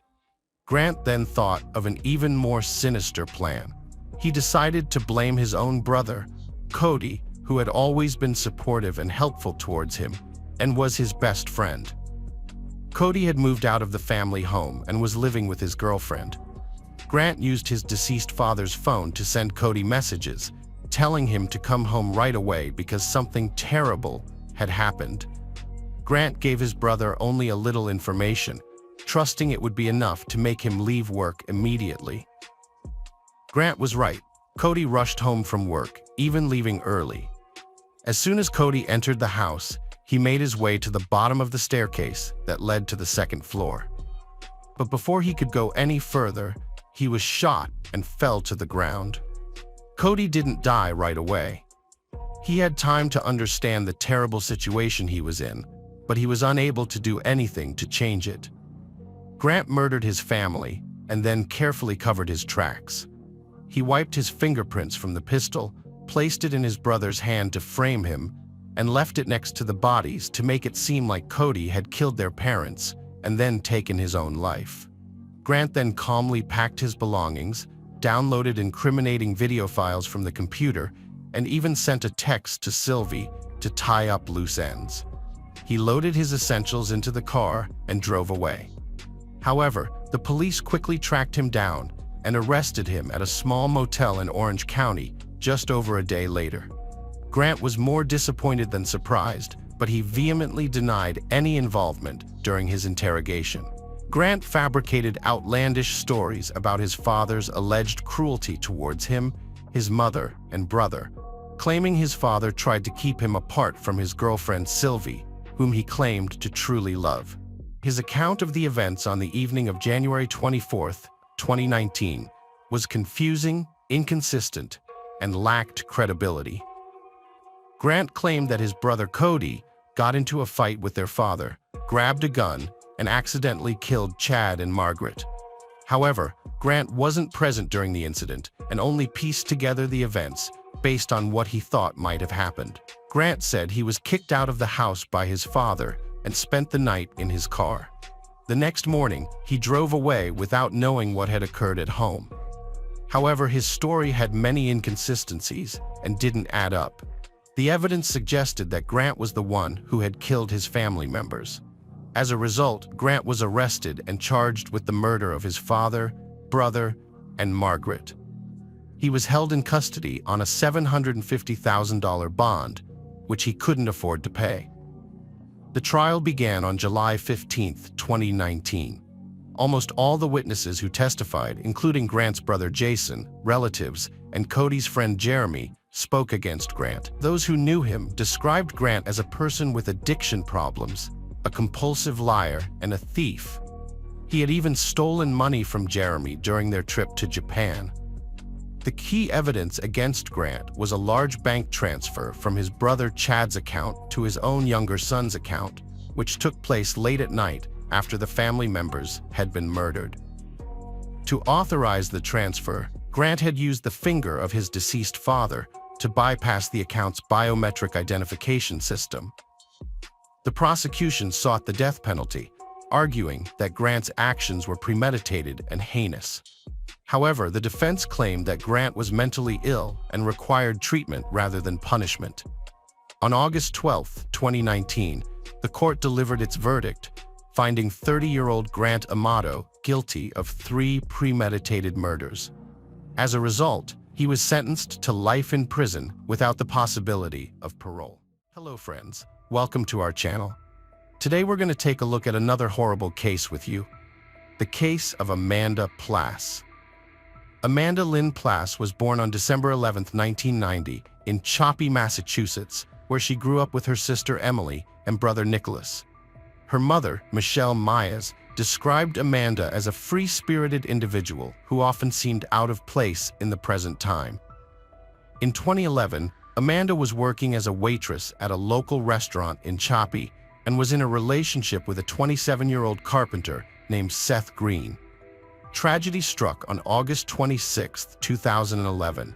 Seth called 911 and reported that he had found Amanda lying unresponsive in the kitchen of her apartment.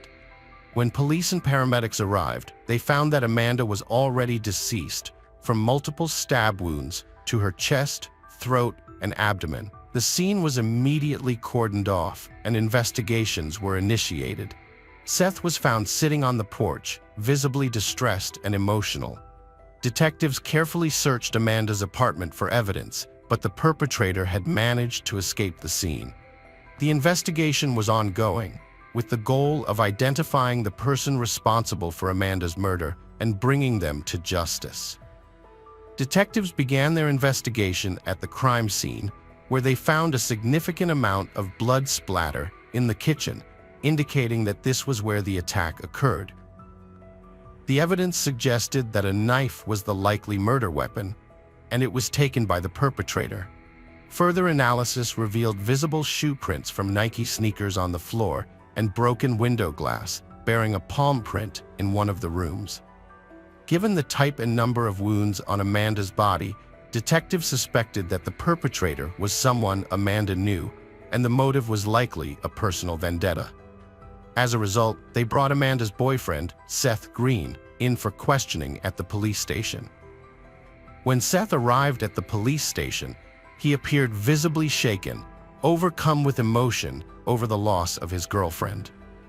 The investigators were interested in determining his emotional response. During the interrogation, Seth explained that he had spent the entire day at work and had planned to give Amanda a ride to her workplace, but was unable to do so due to his own work schedule. Seth had a limited relationship with Amanda, but he loved her and had no motive to harm her. As a carpenter, Seth used various tools at work, including a knife on his tool belt. However, he consistently left his tools at work after his shift, and this day was no exception. After finishing his work, Seth changed his clothes, left his tools behind, and went to meet Amanda. He understood why he was the main suspect, but he denied any involvement in her death. The police investigation confirmed Seth's alibi, and he passed a polygraph test. Additionally, the boots he was wearing when the police arrived didn't match the Nike sneakers found at the crime scene, further ruling out his involvement.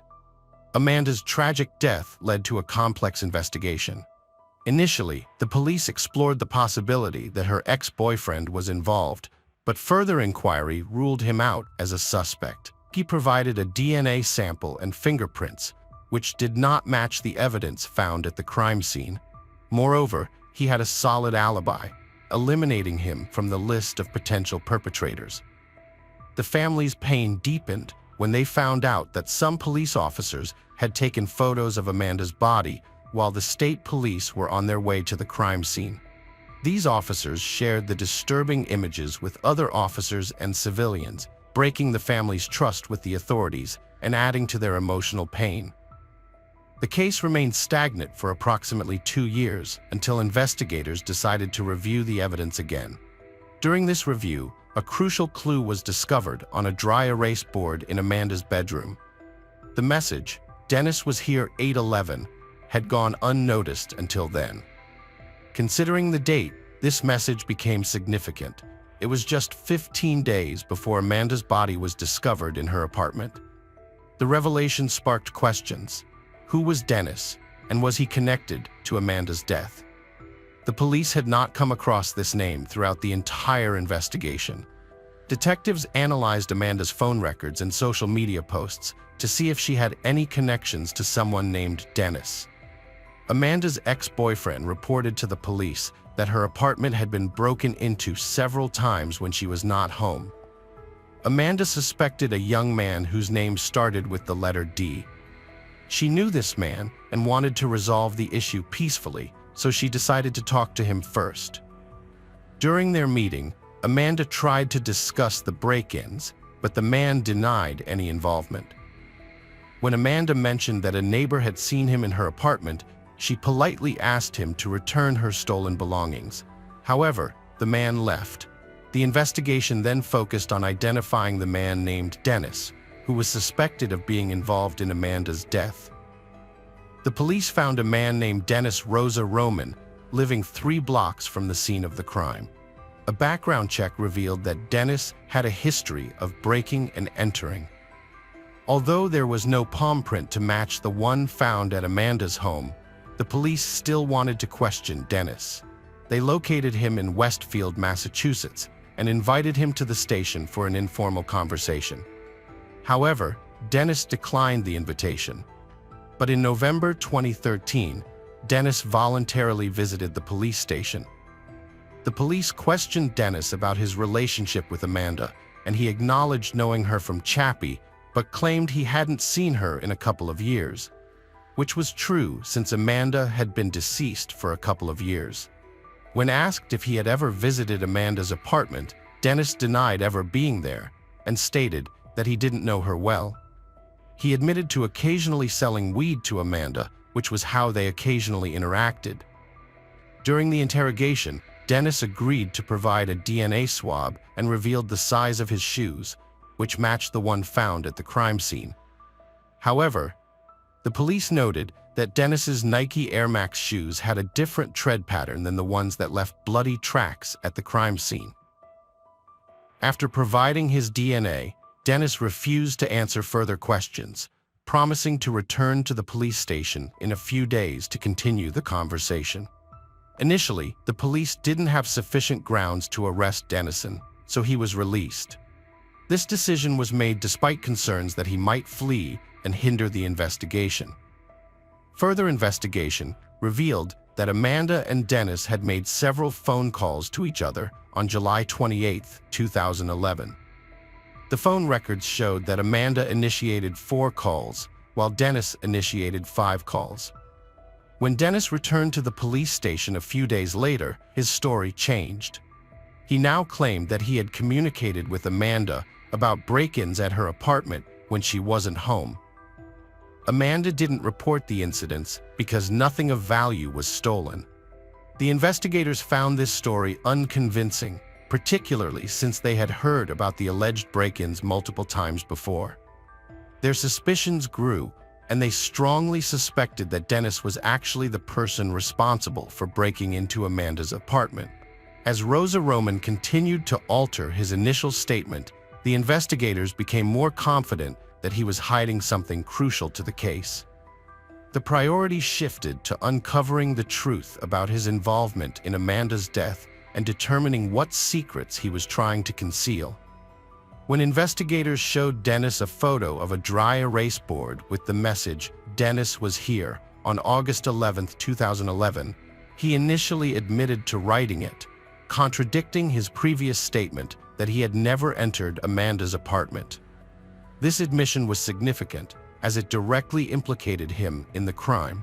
Furthermore, DNA results confirmed that Dennis had given false testimony, as his DNA matched the DNA found under Amanda's fingernails, and his palm print was found on a glass at the crime scene.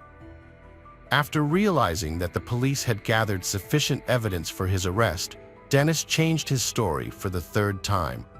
He now claimed that he had been present at the crime scene and had attempted to save Amanda from the attacker.